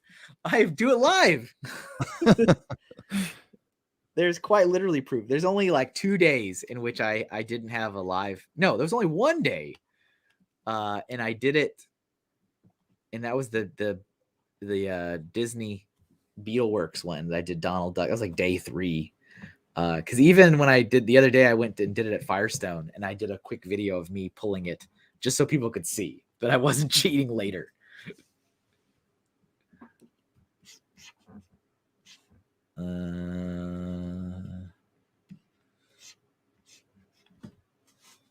This guy's crazy looking. Crazy. Killer tomatoes from Attack. Killer tomatoes. I saw that. I used to watch the cartoon. I've never seen the movie. No, it's really bad B movie. Bad. But I'll sit and watch. Oh, this movie. This is terrible. All right, let's sit down and watch it. Yep, exactly. Yeah, because I was on a kick here a couple weeks ago where I watched Killer Sofa. What was it? There was a killer carousel horse. Of course, it was called Carousel. Oh, you know what movie? I think I mentioned this to you already, but something you should watch in your life. I have never watched this, but this is a movie that you should watch just because I feel like it combines all of your favorite things. Ghost Shark. Ghost Shark. I haven't seen that one. So once upon a time, when Shark Week was like in its premier heyday, right? Mm-hmm. And every channel was trying to cash in on the Shark Week that Discovery Channel was doing. You remember that? Like every channel had a thing. And so the Sci-Fi Channel was doing like scary shark movies like every week. And they had a movie called Ghost Shark about a ghost shark that was traversing through water, including toilets. Right. And so I've never seen it, but I remember the commercials because they were playing them regularly. And the commercial was a guy sitting on the toilet and the ghost shark jumped up, you could put it together. And then also another scene of like them washing a car. And so they had like a bucket of water and it's a ghost shark. So he can jump, he can traverse through water, any pocket of water. So they like put their bucket down and this ghost shark jumps out of the water bucket. And like, it looked awful. I'm like, this looks terrible, but you should watch that movie. I'm going to have to now. Yeah, you absolutely. That is a Nick movie. Yeah, because I watched Santa Jaws here a couple weeks ago, which was pretty brutal. There's Matt. Family Bricks has arrived. Ghost shark going to the toilet. Where the teeth of the shark were broken ornament bulbs. No. So he had sharp, and then he had someone tried to spear him with a giant candy cane, so it got embedded into his head, and he used it as like a horn, like a unicorn horn. That's awful. That like the feeling of like busted up ornaments and glass and stuff is very it's very unsettling. Right. Like kind of like that scene in Home Alone where he steps on all the ornaments. Yeah. Barefoot. I'm like, ooh, I feel that. But that's also like going back to me and my squeamishness, the was it Jack Frost movie, The Killer Snowman? Right? Like, which again, why is Kevin watching this movie? I don't know how I watched it. I watched it somehow, and he often uses stuff like that, like broken Christmas ornaments and like busted up like Christmas tree lights and stuff. I'm like, oh, this is all so very unsettling. Right. Very unsettling for me. Why am I here? What choices did I make today that led me to this moment? I don't. That's kind of like there's a scene where I believe it's Silent Night, Deadly Night 2 or 3, and where this dude is tied up with Christmas tree lights, and he gets the one end tossed into like water and electrocutes him with the Christmas tree lights. Yeah, that makes sense. That checks out. I don't recall seeing Ghost Shark in your monthly things. No, because I've never watched it. I just saw the commercials like crazy, and this was so many years ago. Like I said, this is when like Shark Week used to be so big that like all the other channels were like trying to capitalize on it too. And so Sci-Fi that's when like Sharknado was born, right? Yeah. It was in this era. And so they were like trying to top themselves every year. And I remember one year they were like, Ghost Shark. And I'm like, it's no longer contained to one body of water. And it's like, oh no. Like the scenes of the guy getting chomped through the toilet was in the TV commercial, and then a scene with like two kids trying to wash the car, and the shark jumped through the bucket of water like on the driveway. And I was like, it can travel through any pocket of water. We're doomed. Water is the essence of life. It's like we're never gonna make it. But I never watched it. They also had like a series of like shark versus movies. Yep. You know, like the Sharktopus. There was one that was like shark versus like a robot version of something. Yeah, it was shark versus shark, mega shark or mecha shark. God. Yeah. And my older son was all into all of those. He liked he liked the versus ones. Where it was like, oh look, now they're fighting a robot shark. I'm like, oh my goodness. Oh man, what is happening? Yep, and I've sat through all of the Sharknado movies. I only watched the first one, and I was like, wow, this is bad. But I was like, I think it knows it's bad, but it's bad. Well, yeah, I think after the first, I think they tried to make a serious movie the first time around, and then they realized how ridiculous it was. So the sequels were just like, oh, throw that out. Yeah, we'll just continue to make it ridiculous. So it looks like the color scheme of these little guys definitely like evolves from movie to movie. Yeah. So I'm doing this one based on one of these posters where he's got like a blue color to him. But continuity doesn't really happen in horror movies. So. It doesn't matter. It's all the same. It's fine. It's fine. You should see all the alliterations of Jason throughout the years. Because they get different characters to play them in that, and the body's different, and it's like, oh, you couldn't use the same costume from part 2 to 3, and apparently not. Nice. Gator Brick says bad movies inspire me makes it. Well, that's good. That's good that something comes from it that's positive. It's like, you have inspired me. I shall now create. Let's get these two. And I tried to rewatch The Ginger Dead Man the other night, and I fell asleep during it.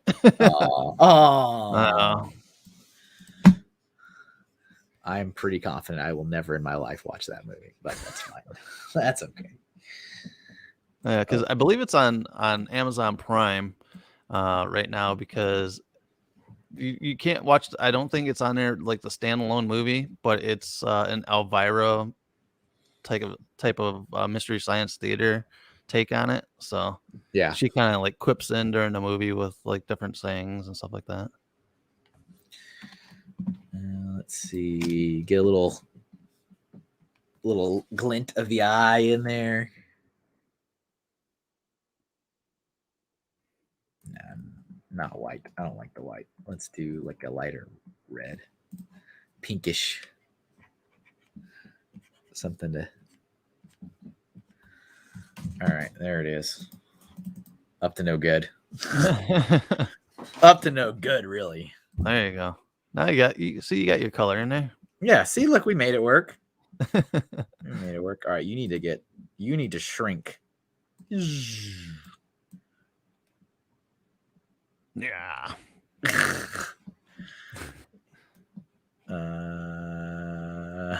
Just go there. Yeah, that was during like the heydays of like all these puppeteered horror movies. Like, what was it? There was one called Munchies. Was like a little characters like kind of look like them. You had Munchies. You had Critters. You had the what was the guys that came up through the toilet? Never a good thing. No. Oh, we need to do Audrey from Little Shop of Horrors. That's a good one. That's a great one, actually. All right, Bubble Laveau said that one. Feed me, Seymour, feed me. I went to I hung out with a buddy. We did like a spend the night sleepover thing. Was it just me or was it like a bunch of other guys too? Hey-o. I think it was like me and you watch yourself. We were children, Nick. We were children. I think it was me and like two other guys. And so we went over to my buddy's house and I was always the wimp in the group. And they were like, we're going to watch this movie. And it was Little Shop of Horrors. And I was like, if I'm squeamish now, right? Like little kid Kevin, I was like, oh God, that plant's eating people. I was like, what are we watching? I was so uncomfortable. But I was like, I can't be a wimp in front of my friends. So I guess I'm gonna watch this. But that movie, I don't remember being too terrible. But just like the idea of the plant eating people was like unsettling to me. Because I don't think it's really like graphic or anything. No. I have never watched it since then. Since that one like sleepover and we watched it. Yeah, I remember did the sleepover thing with some friends, and the one movie, because this was as a kid, and it like made me sick to my stomach at that time. That was before I got really desensitized to horror movies. Until I was beaten out of you. It was Hellraiser 2. Yeah. And just some of the gore that's in that at that time, I was like, ugh. Like, are we watching this, guys? Are we doing this? Don't be the wimp. Don't be the wimp. Don't be the. My wife's usually has a harder stomach than me with this kind of stuff, and she has told me several times that her like ultimate, like the line for her is Hostel. She says that was the worst, and she said she felt sick watching that movie. Yeah, the one scene in that movie, the eyeball torture scene. Yeah, I think she's mentioned that to me, and I'm like, yeah, I'm all right. I think I'm okay. I think I'm doing all right. It's definitely not made me want to go backpacking or anything over in the European countries. Yeah, I mean, if you were thinking that was going to be in your future, that's probably done. Like, and I'm good. Ray's like, it's comedy, Kevin. It's a comedy movie. Thanks, Ray. The movie I was thinking of was Ghoulies. With the cover art was like always like you would be at the movie store, and it's this little creature coming out of a toilet. Oh, there's speaking of cover art, I remember walking the walking the floor of Blockbuster Video, and there is a certain video cassette that had a Like the image is burned into my memory, and I've never seen the movie, but it's like, here, I'm gonna draw it real quick.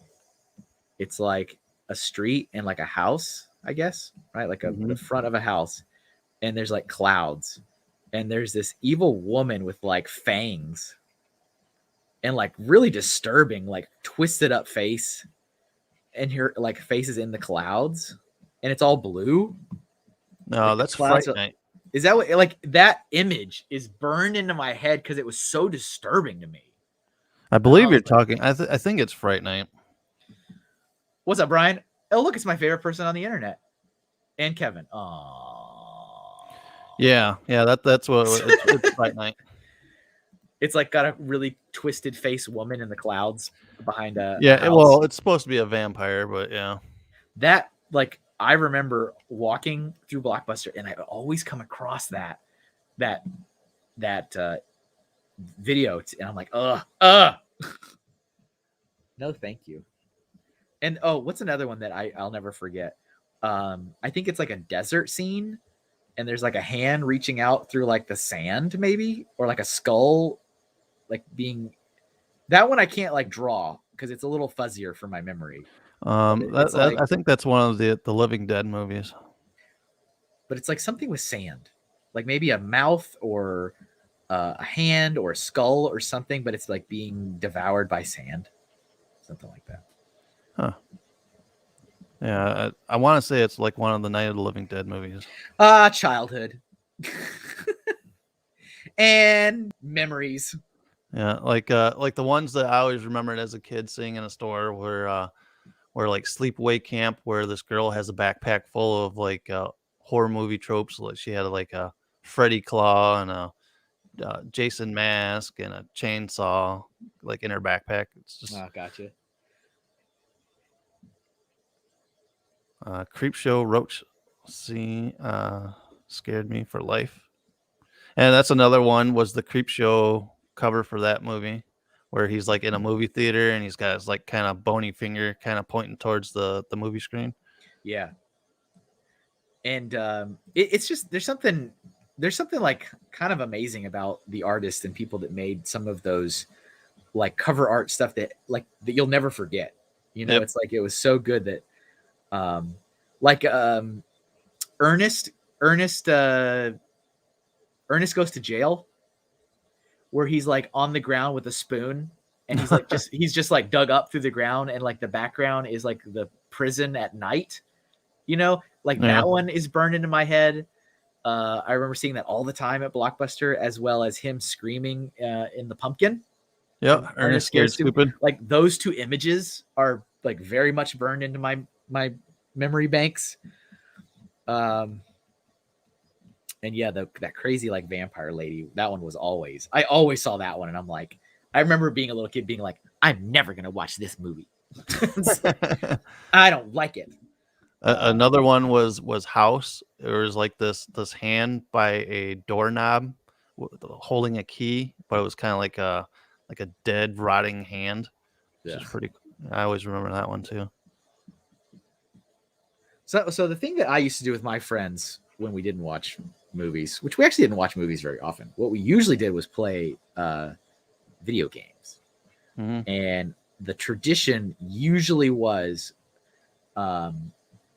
you would go stay over with a friend, and usually it was me and maybe one other guy. We'd go over, and then we'd pick a video game, and we would delete it and start over, and we try to beat the entire game in one sitting overnight. That's what we always did. We always did that. So like I remember doing that for Mario 64. I remember doing that for the Donkey Kong games on Super Nintendo. And it was kind of like fun. And I remember my parents would always get really mad at me, mostly my mother. And she would say, don't stay up all night, because when you come home whenever I would come home, she's like, I don't expect you to sleep all day. You know, you should be asleep. You should sleep. And it never failed. I'd always stay up all night every time. And I'd come back home and I would try so hard to not go to sleep. And I'd be like, no, I'm just going to play here in my room. And then I would eventually fall asleep, and she'd come in there and she'd be so mad. She's like, you stayed up all night again, didn't you? I'm like, no, I didn't. Right. I'm just all of a sudden really tired. I don't know why. But we would always do that. That was our thing. We would always pick a video game, clear it, and then go through and we like switch back and forth the controller, because I mean all that stuff was one player games, but we would switch it back and forth whoever got like bored or struggled with the level or whatever. Yeah, me and my buddy spent many of nights for sleepovers trying to beat Kid Chameleon back in the day. What system is that? On Sega. It was like a never-ending game, and like you would get to like level like 99, and you would like run out of lives, and it's like gotta start this all over again. Those old games are so brutal, and it's like it's just like if you can't do it, you're out, and you got to start all the way over from the beginning. All right, you need to shrink a little bit there. I need some room for vines and stuff. All right, you come down here. Gator Brick says there's a really good documentary on movie poster art and how it's gone away. I should watch that. Because there's also, I feel like, a lot more, not to be that guy and go into these days, but I feel like a lot of times now there's a lot of just similarities and like repeating the same kind of looks for a lot of people. Yeah. And it's just like, I mean, they're not bad, but it's like, it's just the same thing again and again. Like, I feel like a lot of the Marvel posters are just kind of the same thing over and over and over again. And like, I remember the first time that like when we saw like, was it like the Thor or not Thor? It was one of those movies where it was like, I guess it was Thor, when he like went to the like Sakaar planet where he's like the champion and Jeff Goldblum's in it. Like that poster was really cool. It was like Ragnarok.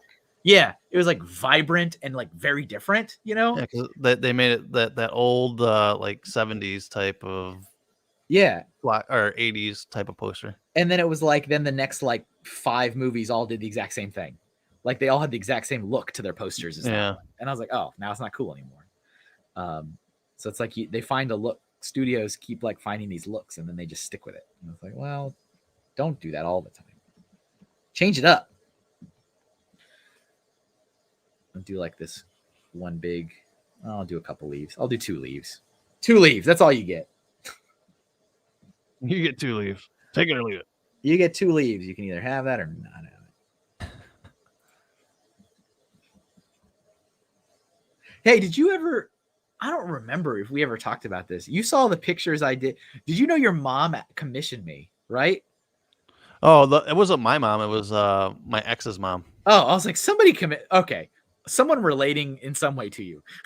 Commission. Like, did we ever talk about that? I don't even remember. No, I actually I would drop the kids off over at her parents' house probably about a month ago, and she's like, "Oh, see what these are what your friend Kevin did." I'm like, "Oh, I didn't know that you're." Yeah, it was. Yeah, it was kind of cool because it was out of nowhere, obviously. Because I posted that like GFT fan art I did, which was fun, and I liked doing it. And so I got this message from her on Facebook because it's a business account, so it's set up to get like messages if you want to reach out to me. Mm-hmm. And it was like, I would like to hire you to draw my grandkids like this in this style. And I was like, oh. And I remember like when I first started talking to her about it, I was like, well, I just kind of did that for fun. Like I just honestly just sat there and like hit pause on my computer screen and drew it in like 5 minutes. And she was like, okay, well, how much to do that again? I was like, oh, all right. You can bang this one out in 2 minutes. Yeah. And I mean, I did it, pretty quickly. But like, I never brought it up because I didn't know if it was like supposed to be like a surprise or something. So I was like, I'll just let it go. But I was like, oh wait, I don't think we ever talked about that. But that was kind of cool. So yeah, I did that for fun. And then that ended up being like a paying gig to do, the other 2 kids. Like, here you go. Because what she ended up doing, she ended up taking that picture that you made for GFT, cropped me and Nessie out, and so it was just that's great. though. That's kind of fun. And she wanted Logan and Bella next to him. So I'm like, that's cool. Got some photoshopping skills. Who do you think you are? Me? All right. Right? That's kind of funny though. A little bit. It's a little funny. Yeah, so she's like, "Oh, look, this is from your friend Kevin did these." I'm like, "Oh, that's cool. I didn't know." Yep. He hasn't said anything about it. Yeah. I didn't know if it was like somehow meant to be some kind of surprise. I'll just let it go. But that was funny. That happened. That occurred. Now, I was really shocked on the turnaround time for that. Yeah. I mean, because it was like just like honestly, like it's like one of these, you know? Yeah. It's like it was like one of these little sketches. And I was like, okay. All right. I have the power. We can do it. We can make it work. What's up, Space Time Brick Studio? Finally woke up early. Yeah. Well, that won't be an issue next year. Next year, I'm moving to evenings on Fridays. That's the thing. Friday nights, huh? Yeah, 5 to 8. 5 to 8. That's going to be the time. Dang. So it would be 4 to 7 for me. Right. Yes. That I have decided. Right in my dinner time, bro. Well, stop eating. Hey kids, let's all sit around. Let's all get the 70s TV tray out. And I want you to turn on the Kevin show. Sit on the couch and watch me. Is that so much to ask? Is that so much to ask? Make sure to eat your peas, kids, and watch Kevin do some doodles. Eat your peas. Do you guys have a suggestion for what you want to see, John? Pass the salt. All right. He wants you to draw salt, I guess. Yeah, I'm gonna move to Friday evenings. I've just gotten enough. I've gotten enough comments over the years that I've done this that more people than not would rather me do this in afternoon, evening than in morning. So until you actually do it, then no one tunes. Oh, then exactly what's going to happen. It's exactly what's going to happen. But it's whatever. I feel like it's been at this date and this time for 3 years, so it's like we can mix it up. We can mix it up. See what happens. It's funny. A little while ago, Newsroom Nessie made a comment talking about The Walking Dead in the chat. I'm like, we talked about that like an hour ago. So I texted her. I'm like, I think you might be delayed, and she goes, Oh yeah, I was commenting, you guys talking about The Walking Dead, but that was like an hour and a half ago. This is a message for you from the future. I'm like, I think you need to refresh. So once upon a time, a long time ago, actually, now that I think about it, I was watching Joey Maniac for Bricks do a stream, and he used to get so bad about going onto tangents, right? Mm-hmm. And so he would like miss the chat because it'd be a live stream. So he would like miss the chat, and it would take him sometimes like 45 minutes to read the chat. And so I remember I used to do this thing where I'd be like, "Dear message for past Joey." I'd be like, the time. Oh, that's not supposed to be orange. That's not a leaf. That's a vine. I'd be like, Kevin from the past says, and I'd say something like that, and I'd put like a timestamp on it. I'd be like, this comment occurred at this time, and I would wait, and sometimes it would be like an hour later, and he'd be like reading it, and he's like, oh. So it's funny because like the premonition came true. So it was pretty good. This is such a good drawing. Thank you, Ray. Thanks, Ray.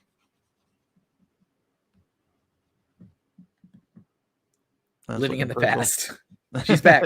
We got her. She's here. Yeah, right. We finally caught up. What are you doing? I'm like, man, we talked about The Walking Dead a long time ago. What's today's theme? Actually, no, that's not terribly funny because it happens all the time. People are constantly like, "What's the theme?" Like, it's on a screen. And she's like, I thought this was the Stargate episode. That's Battlestar. Oh, Battlestar. That was a pretty good episode, actually. I mean, considering that it was like a limiting topic, it was pretty good. Yeah, I think I missed that one. Did you opt out? I opted out. I'm like, oh man, this is just gonna be nothing but Star Wars talk. That's great because it's not even Star Wars, but that's fine. I mean, I do think we probably talked about Star Wars a little bit, but yeah. No, that was pretty funny. That was a funny one. I think I'm trying to. Oh, you know who's next? Steve. Steve's suggestion, I think, is the next episode, which is a while from now. It's 3 weeks from now. But he has a really interesting idea. His suggestion for the next show is that there's going to be like everybody has to contribute something to a scene. So like he said, he wants me to draw a kitchen, like an empty kitchen. Yep. And then through the whole show, people have to suggest stuff to fill the kitchen. So like it's different because I'm actually going to have to draw like a background first. And then people will add stuff to it. I thought that's very interesting. It's very different. Cool. So that's the next theme in like a month from now. Very interesting. So we'll be interesting to see how that plays out. This is a great color one. This is I definitely got the color with this one. The topic should have been Bears beat some Battlestar Galactica, but we got him in there. We got Jim in there. So it happened. And it's funny because everybody on social media was like, oh, hey, like, yep. We did it. Everybody, we did it. Let's just do the tongue. Tongue is like more pink than purple. Wasn't Steve Martin in this? Right? He's like a dentist. He was the dentist, yeah. Who was like addicted to the laughing gas or whatever. That was that was a little unsettling. Yeah, and Bill Murray was in it. Oh, Bill Murray was in it? I don't remember him being in it. He was working on Bill Murray's teeth. Oh. Yeah, I don't remember that at all. I was distracted by the unsettling human eating plant.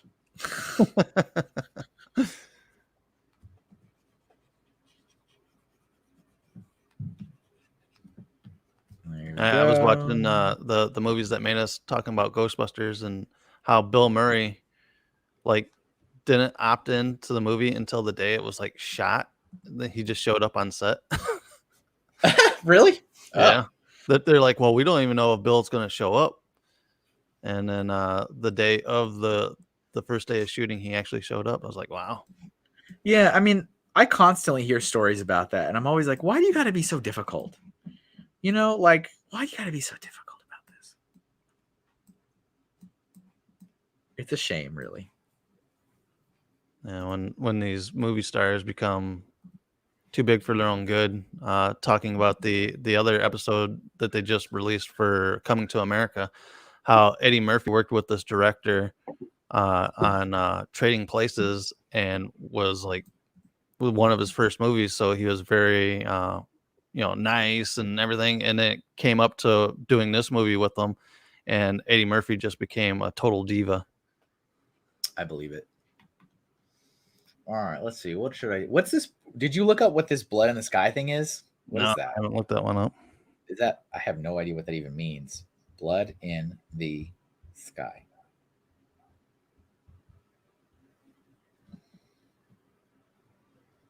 It's a film?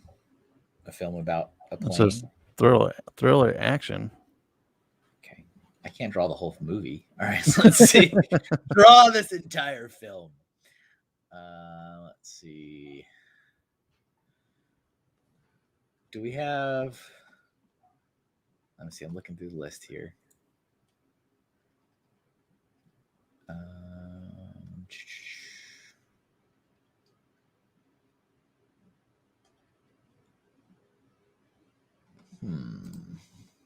Frame by frame.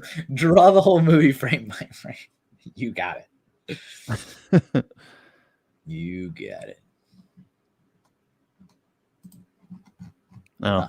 Personally, I would say Krampus, but that's just me. I want to see what do the killer tomatoes look like in the movie? I know what they look like from the cartoon. Is it just literally just a tomato? It's just like I could just draw a regular tomato. Oh, they have faces, don't they? Or no? No. Oh. I remember the toys though. All the these toys had like little faces and stuff on them. Because there's a lot of stuff with faces on it, but I mean, you could still do like a tomato with a face on it, I guess. So yeah, like some of the Squish toys were really cool back in the day. Oh yeah, we're gonna do that. Let's see. Gator Bricks 1055.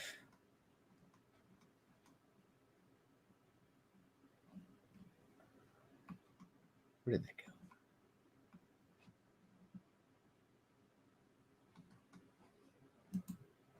I watched going back to Walking Dead from 2 hours ago.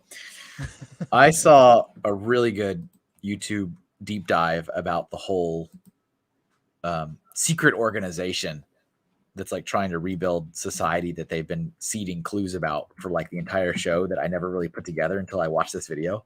Mm-hmm. And once I was listening to it and watching it, I'm like, oh yeah, oh yeah, oh yeah, oh yeah, because it's like all these things that are very much in the show, but just like it all happens so infrequently and it's all scattered by like entire seasons that you forget about all of it. Yeah. Because there's kind of like a lot of other stuff going on, but like the biggest example is like the fact that, you know, Rick didn't die. He got like helicoptered out. Mm-hmm. And you're like, oh, that is true. He did get helicoptered out. And the helicopter is like a black chopper with a weird symbol of three white rings on the back of it.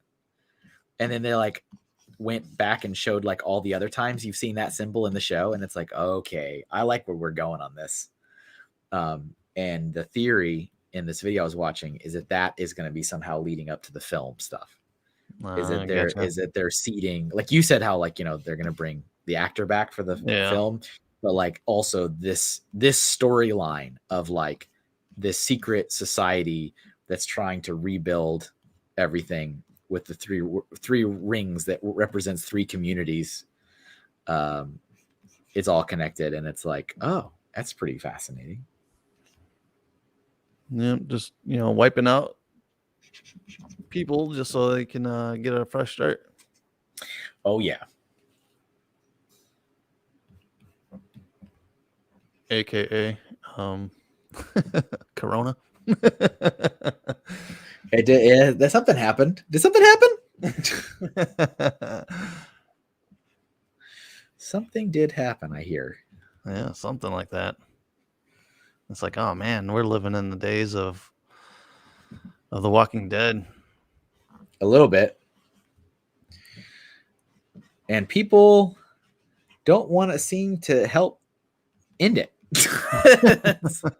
Like, nah, I like all this. I'm going to keep it going for as long as I can. Doesn't really have a chin. It's a tomato. I remember back when I was a kid in the 80s, like my parents would like tape movies off of HBO. VHS, and like this was one of them that they taped, and you know, I kind of watched it over and over. With it as bad as it is. Attack of the Killer Tomatoes. That was probably the cartoon theme song, wasn't it? Yeah. They have like little personalities, like the general stuff. And one of George Clooney's very first movies was Attack of the Killer Tomatoes Part 2. George Clooney. Really? Yep. Oh, man. Time Magazine, Sexiest Man Alive? Yeah. Like, everybody starts somewhere, Kevin. This is true. This is how you get in there somewhere. I like this tomato is like literally crazy.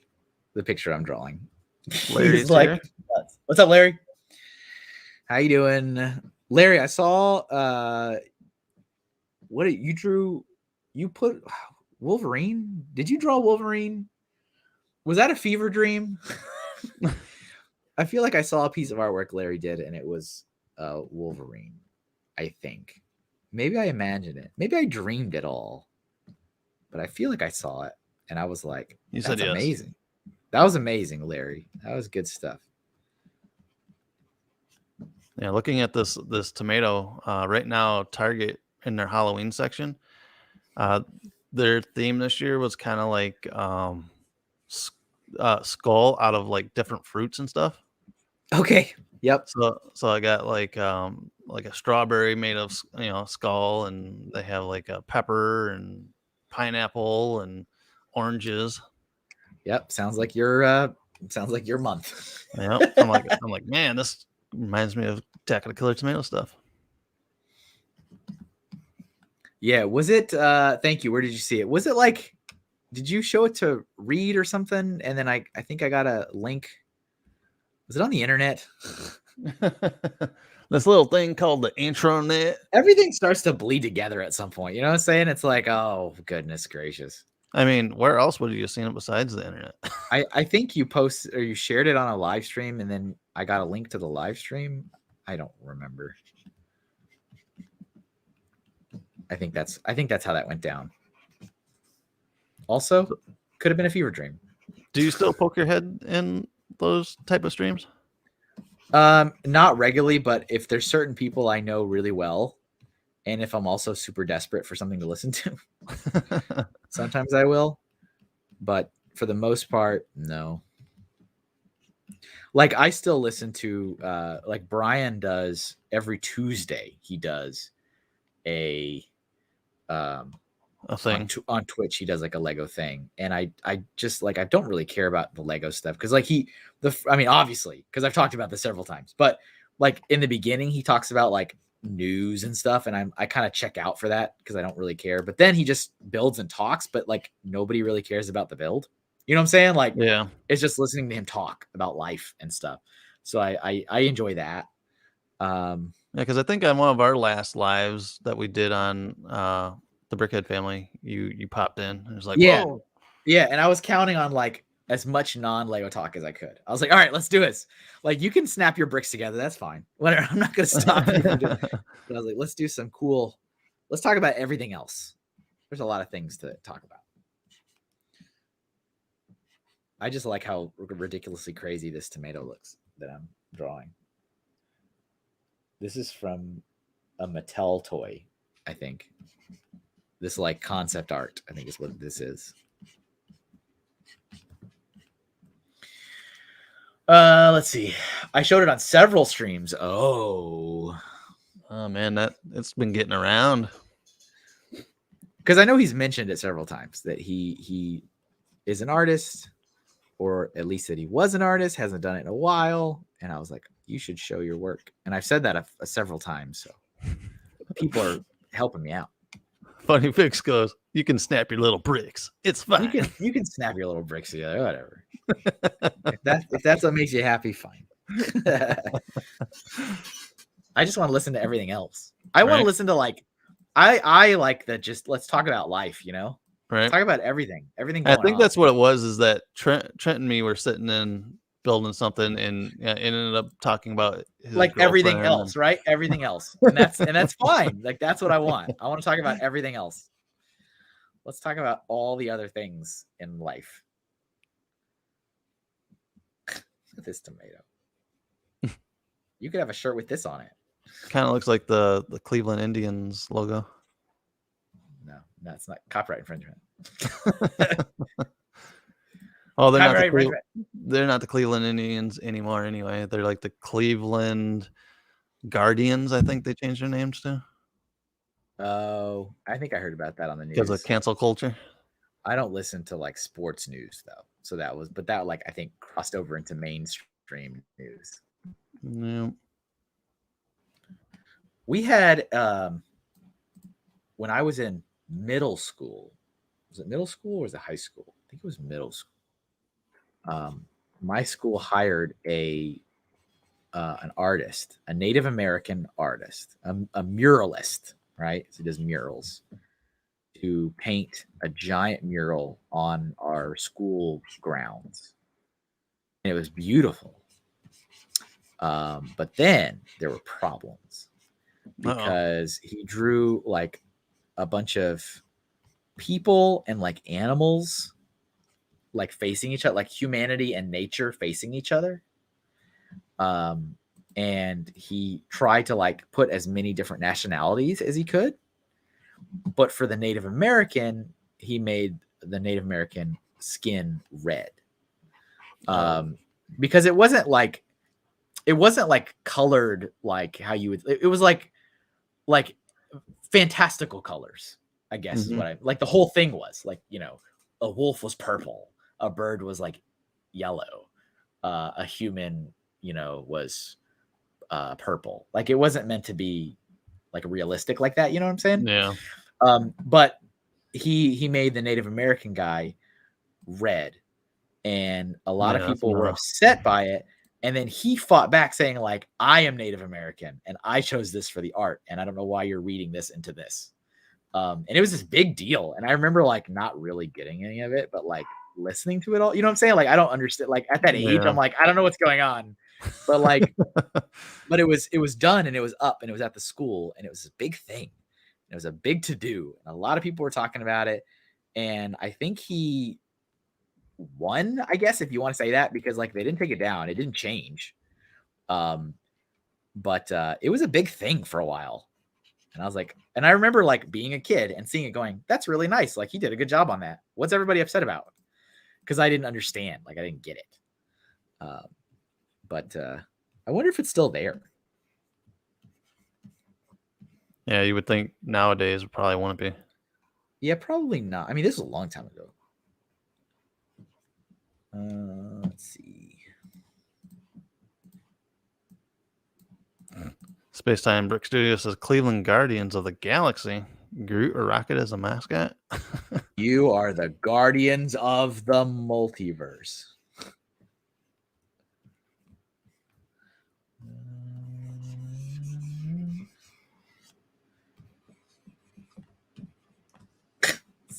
It's funny. Looks like he's crazy. Yeah, it looks like a Karen. He's super crazy. I love it. But this is like super close to the source material. You guys don't. May I speak to your manager? That's me. I am said manager. What can I do for you? Have to run to appointment by Thanksgiving. Bye. Well. See you later. Thanks for being here. Appreciate it. Glad to know the alerts work.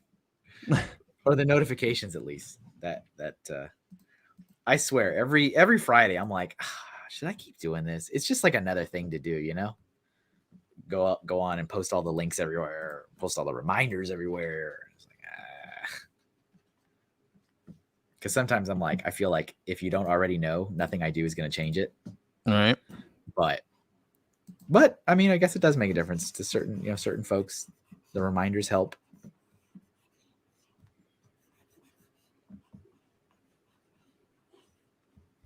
I could do more with automation, I guess. I used to have one of those accounts that would like auto publish stuff for me on social media. Oh yeah. But the thing that messed me up on it is that it was like, for that service to work, it had to like link all my stuff together. So it had to like link all the accounts so that when it would post to all of them at the same time. But after they were linked, if I wanted to just organically post something like, oh, look, I just drew this, I want to take a picture and put it online, you know, it would automatically post anything I would post anywhere. It would repost it to the other ones too. And I was like, well, I don't want you to do that. Like, because sometimes I would make something specifically for something, like specifically for Twitter, specifically for Facebook. And then I'd have to go and delete the thing off the other places. And that was really annoying. And so I was like, is there a way that I can do this without having to? And I couldn't find it easily. So I just said, and I turned it off. But there was once upon a time, when I queued up an entire month's worth of posts and just let it run. And it did that. It posted every day for an entire month for me at the same time every day. Because I try to put, a new piece of artwork every day. Or not necessarily new, but a piece of artwork every day. Yeah. Boing, boing, boing, boing, boing. All right, there's our crazy killer tomato. I'll tackle the killer tomatoes. Yeah. Oh, yeah. And I need to do a lot of stuff with Twitch, which I'm going to, because we're moving to Twitch, live streaming Twitch exclusively next year. So that forces me to update and put all this stuff in there, which I will. Okay. Do we have like a cartoony version of something? Like maybe not as maybe on the lighter side, because I've only got like 15 minutes left, so I need something that's like I could hammer out, which would usually be like cartoon stuff. Yeah. Flip it through here, kind of. I don't really see anything cartoony.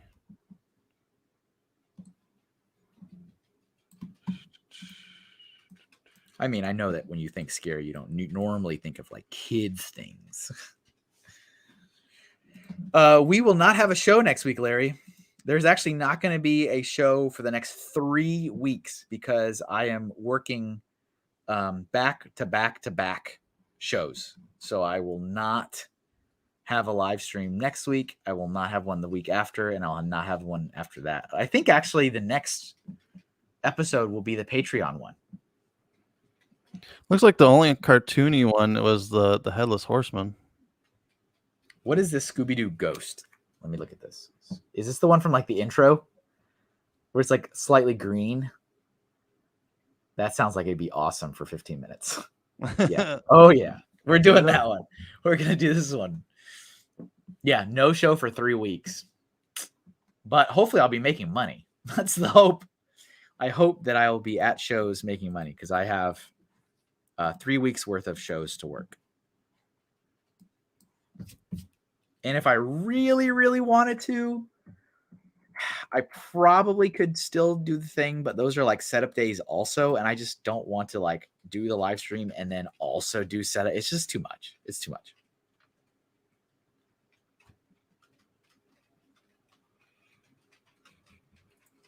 You understand. I know you'll miss me. I know you'll all miss me. It's okay.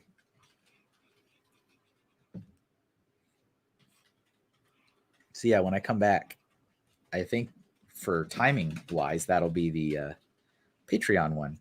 So if you're a patron, remember that I have a thread running right now because there is a doodle stream that celebrates you as one of my patrons. I do it every year, and you can ask me to draw something, and I'm only going to be drawing prompts that patrons have asked of me during that whole episode. And they will all be color. Everything will be full color, the whole episode. This is last year, the one that I did. And then even not to give away all my secrets, but last year, I printed that out as a greeting card and I mailed it to everybody for Christmas too. And of course, some people are like, I don't understand. What is this? I'm like, you should probably log into Patreon at least once in the last year and see what I'm posting up there. That might help you out a little bit. There was a couple that were just like totally blindsided. They're like, I don't understand. What is this? I'm like, you haven't logged in for the entire year, have you? It's okay. It's fine. You give me money. I guess that's what's important. Yeah. So yeah, I just missed the patron emails. Yeah. Sometimes they go into spam. I don't know how I would because it goes into 2 different emails. Yeah, you get it twice. Yep. You get 2 of them. And you miss both. You're the worst. You're like Nick is the absolute example of a worst case scenario. He gets the 2 email alerts for everything, and he's like, I don't see it. It's like, what are you doing? That is pretty good. I forgot about that. It also reminds me when I actually pack stuff and I mail it, and I'm like, oh, I need to. Do I send him 2 envelopes? Nah, he's getting 1 envelope. What does he think? I'm made out of money? Yeah, right. You get 1 envelope for you, sir. Here you go. It's all good. It's all good. Yeah, it comes to the same place. But you get 2 credits. 2 credits on the form. 2 credits on the form. Fix this up a little bit. This is like the ghost you see in like the intro video. Hey, Scooby. Zoinks. Or yoinks. Like zoinks, Scoob. Dig this crazy pantry.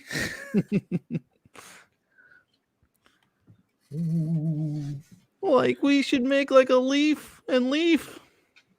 Let's see. Make it rain. Hopefully. Let's see. Bobo says you need the trial evening stream to see how that feels. Do I? It's fine. I've already committed to it, so I'll do it. So I know. I already know I'm here. So when you go to this Annabelle convention, Yeah. are you gonna go and take a picture with Annabelle? I haven't bought the extra. Like you have to buy a second extra ticket for it. Oh, I would have thought like table vendors would have got like a pass or Well, something. so see, I kind of been hesitant because I thought maybe something like that will be the same. Like thinking the same, you know. So I'm Yeah. like, let me just hold off because, you know, there's not like they're not going to offer it there. There's no way they won't. So I've kind of just held off on it, but I am excited. That is coming up. Man, Like- you're gonna be in the same building as Annabelle. I know, kind of wild. Mr. They also Kevin, who won't even use my bathroom. I know. I'm okay because it's behind the glass. It's behind the glass. What was I gonna say? Oh, they finally have a logo. They actually didn't even have like an official proper logo for the show until like a week ago. And they finally have a logo now. It's okay. I could probably make them a better logo, but it's like it's all right. Yeah, you should forward it towards them and be like, you know, I could probably do a little bit better for you guys. It's a volunteer operation, but it was kind of nice to be like, oh look, they got a logo finally. But yeah, that's a Halloween weekend next weekend in not too far away from where I live either. It's like 30 minutes away, so that's pretty good. Cool. And then after that, the weekend after that, we go a completely different direction and go to video games because I'm going to be at the an event called Retro World Expo, which is like retro video gaming. So I'll be doing that. And then the week after that, I'm going to be in Jersey with Joey working the New Jersey Horror Fest, I think is what it's called. Nice. And that supposedly is a really big show. Because everything I look at online looks like it's a big, it's like in the middle of Atlantic City, which is a major city. Mm-hmm. And it's also got a film festival attached to it as well. Oh, that's kind of cool. I'm slightly concerned because they haven't sent anything yet for like the load in and load out and tear down like instructions, which all the other events usually do like a couple weeks before the show at least. And we're just at that time. So I'm like, I kind of need to know what to do. But I'm sure it'll be fine. There's our ghost. Look how cute it is compared to everything else. Look how adorable that ghost is. All right. Yeah, he's just hanging around with a bunch of creeps. He is. What did we get to? Let's see. 1, 2, 3, 4, 5, 6, 7, 8, 9, 10, 11. No, you should usually say like what, 10 is your average? Yeah, 10's the average. And these are kind of detailed. Yeah. I don't think I have enough time to draw anything else. So we're going to talk. Let's talk about life. All right, let's talk about life. Pull up a chair. Let's rap for a little bit, ladies and gentlemen. So yes, no live stream for the next 3 Fridays. the view count immediately drops by 4. It's like and out. It's and fine. we're out. It's fine. I won't be don't drawing. want to hear you guys talk. I won't be drawing anymore. If you need to leave, you can leave. It's okay. So yes, there's no stream for the next 3 weeks. So the next 3 weeks I'll be busy. I'll be working shows, which means the next. Let me get you a date. Actually, the 19th. Well, Thanksgiving weekend. No, it's right before the week before Thanksgiving. So November 19th will be the next show, and it will be the Patreon anniversary stream. So another reminder, if you are one of my patrons and you have not yet put something in the thread, make sure you do that. There's still time. I don't really need to have it done until like a week before. So you have time. And you can put 2. You can put 2. I think that's what I said. Just because I always do that because I'm slightly worried that I won't get a lot of engagement and then I'll be trying to like what do I do? So So make sure you put something in there if you haven't already. Also, you can join. If you're not a patron, consider joining. It makes a big difference, and you can still participate in all this stuff. Remember that my Patreon just did a refresh, so I'm now offering stickers in the mail for all my $5 and above tier. So if you're at the $5 or above, you will start in November getting a letter from me every single month with a sticker. So that's cool. And these are not like cheaper versions of my normal stickers. These are my normal stickers I sell. So they're the 100% waterproof, weatherproof, UV light resistant, normal stickers for my assortment. I will pick one each month and send them to everybody. So it's I think it's a pretty good deal. So is it like a random pick or? Yeah, it's gonna be random, and I've already picked the first 3 months. Oh, cool.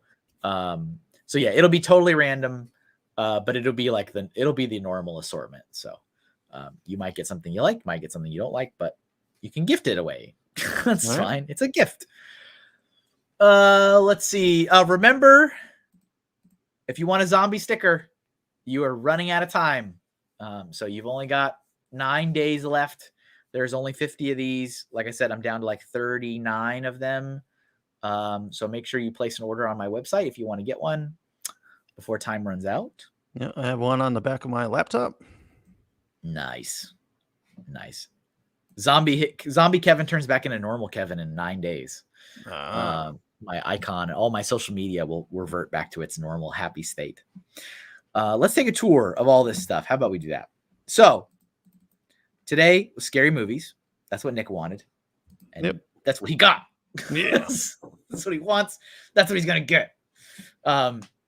My favorite movie is Saw. My favorite scary movie is Saw, the first one only.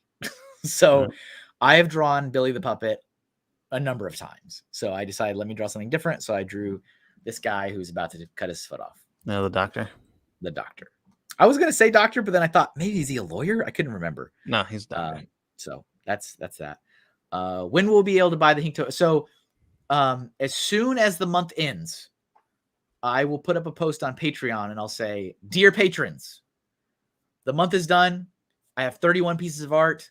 If any of you want to buy one of them, please write a comment in the thread. That way I can keep it all in one place. You have 1 week to claim anything as a patron. You have a heads up, especially if it was your prompt.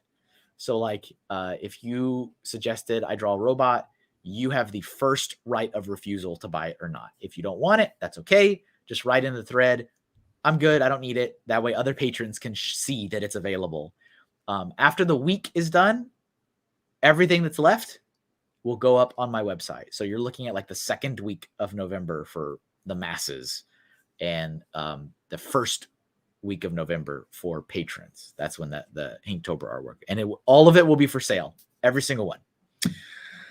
Okay, what else we got? By the way, he is Dr. Lawrence Gordon. Oh, thank you. From Saw. Played by Carrie Hughes. We've got this guy, Pinhead. From Hellraiser, right? Lead Cenobite. Yep. And we've got this is a Pumpkinhead. That's Pumpkinhead. Yep. That's what you should think of when you look at that. All right. I don't, but you should. Not too much of a pumpkin for a head, but here's the Grand Witch from the Witches. She's so ugly. They're so hideous. We've got one of the characters from the Purge election year. I guess she's just known as like Kiss Me Girl because that's what she has written on her sign or on her mask. And then we've got this puppet up here from what is this from again? That's Blade. Blade from Puppet Masters. From Puppet Masters. There we go. He's creepy. All right, and that's all the black and white ones. So then we go into color. So we've got Leatherface over here. Yep. Ring, ding, ding, ding, ding, ding, ding, ding, ding. There he is. And we've got a critter. Yeah. From the 80s schlock movie Critters. This is like him doing the Calvin and Hobbes across the log. He's just like enjoying life. Just walking across the log with his imaginary tiger friend. And then we've got Killer Tomato. This was drawn actually based on a promo art for a toy. So one of the toys, I guess, looks like that. And we've got a Scooby-Doo ghost. Scooby-Doo. Looks like it was straight out of the Cell animation.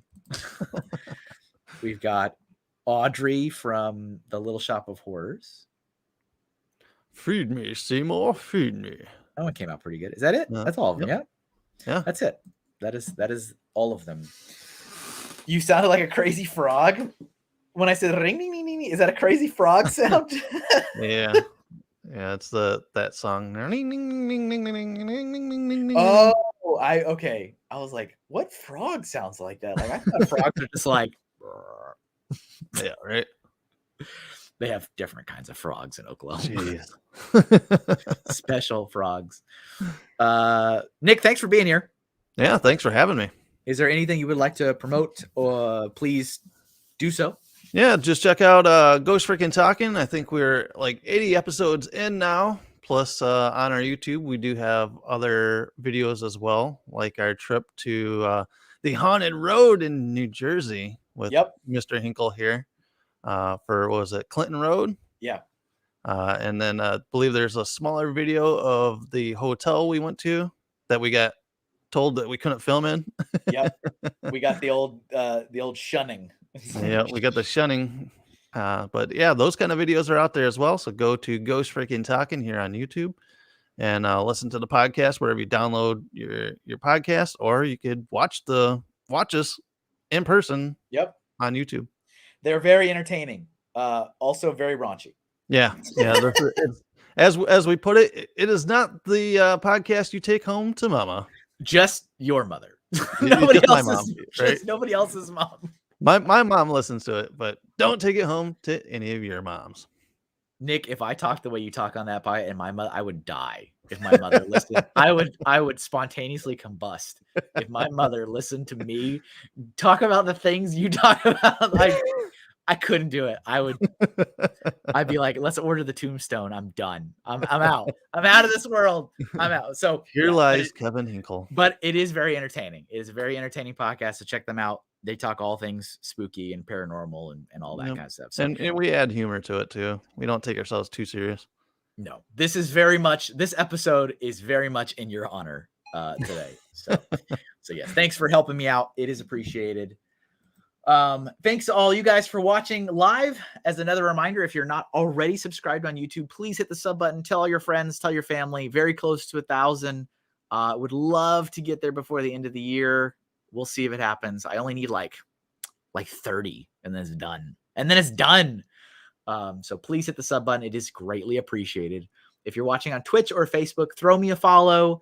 It is equally as appreciated. If you enjoyed the show, if you enjoyed the artwork, let me know. Hit the thumbs up, hit the likes, hit the hearts. All those things matter. They make a difference. They help me with the algorithms. And if nothing else, they just make me feel better about myself. The Doodle Stream airs every Friday morning from 10 a.m. to 1 p.m. Eastern, unless otherwise stated. And as a reminder, there will not be a show for 4 weeks. So you need to wait for a month. You have a break from me for a month while I'm traveling. So otherwise, have a wonderful rest of your day. Have a great weekend.